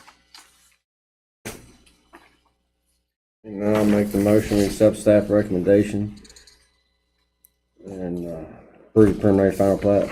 Second. Motion by Mr. Gant, second by Mr. Goff, to accept staff recommendation, and that is to grant the preliminary final plat for Oates subdivision. All those in favor? Aye. Opposed? Motion carries. Thank you. The next final plat determination is Foxtail Mills. Yes, this is a request for final plat determination. The project is Foxtail Mills, Phase 1, lots 1 through 16, 31 through 45, and 92 through 99.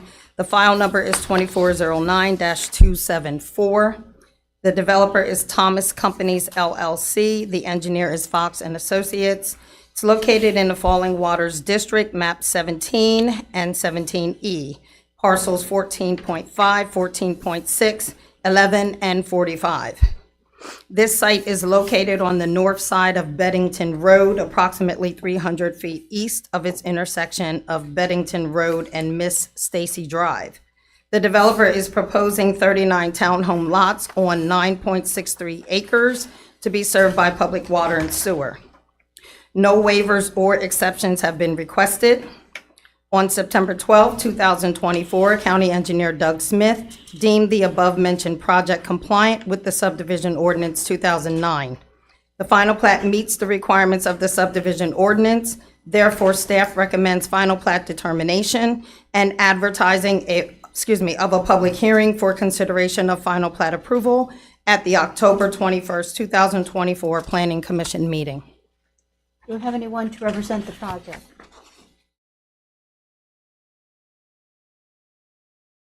Gordon Poffenberg with Frox and Associates. Thank you. Planning Commission members, do you have questions of Mr. Poffenberger? There are none. I'll make the motion. We accept staff recommendation. Plat meets the requirements of the subdivision ordinance 2009. Staff recommends final plat determination, advertising public hearing for consideration of final plat approval, October 21, 2024 Planning Commission meeting. Second. I have a motion by Mr. Gant, second by Mr. Goff, to accept staff recommendation, and that is to conduct a public hearing on October 21, at which time the final plat will be considered for approval. All those in favor? Aye. Opposed? Motion passes. Thank you. The next project is request for preliminary plan extension, Harlan Springs Storage. Yes, this is a request for preliminary plan extension. Project is Harlan Springs Storage. The file number is 2409-266, tied to 2102-067. The developer is Townhomes LLC. The engineer is ILA Properties. It's located in the Hedgesville District, map 34, parcel 7.6. This project is located at the intersection of Hedgesville Road and Harlan Springs Road. This project proposes 22 commercial storage buildings, that's 1,350 units, on approximately 19 acres. Water and sewer utilities are not proposed. The developer is requesting a one-year extension of the preliminary plan expiration, Section 305.3 of the subdivision ordinance 2009. The reason for the request is due to significant delays in materials in the past 3 years, causing construction on other projects to be extended beyond their original schedule. The staff recommendation, Section 305.3 of the subdivision ordinance 2009 allows developers to request one-year preliminary plan extensions no more than twice. This is the first preliminary plan extension request for Harlan Springs Storage. The stormwater management facility and West Virginia DOH entrance for Harlan Springs Storage is shared with Rudders and is already constructed and operational. Based on the information stated above, staff recommends approval of the one-year preliminary plan extension request. The new expiration date would be October 18th, 2025. Thank you. Do we have anyone from ILA? Mike Roberts here to represent the client. Thank you. Planning Commission members, do you have questions of Mr. Roberts? Madam President, just a comment. Staff has shared with me that there's really no material difference of this project under the former subdivision regulations versus the new. So is that, I think that's probably consistent with the project's position too. So That's correct. yeah. So I don't have any objection. I just thought that was important to note. You have a motion. Without further ado, I make a motion to accept staff recommendation for a one-year extension of the preliminary plan. Second. Okay, I have a motion of Mr. Bush, second of Mr. Gant, to accept staff recommendation, and that is to grant a one-year extension to Harlan Springs Storage. All those in favor? Aye. Opposed? Motion passes. Thank you.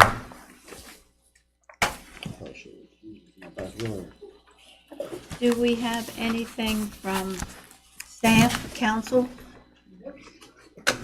No? And I move to adjourn. Second. Okay, let the record show it's 8:04. I have a motion of Mr. Goff, second by Mr. Gant to 8:04 the adjourn. next year. All those in favor? Aye. Opposed?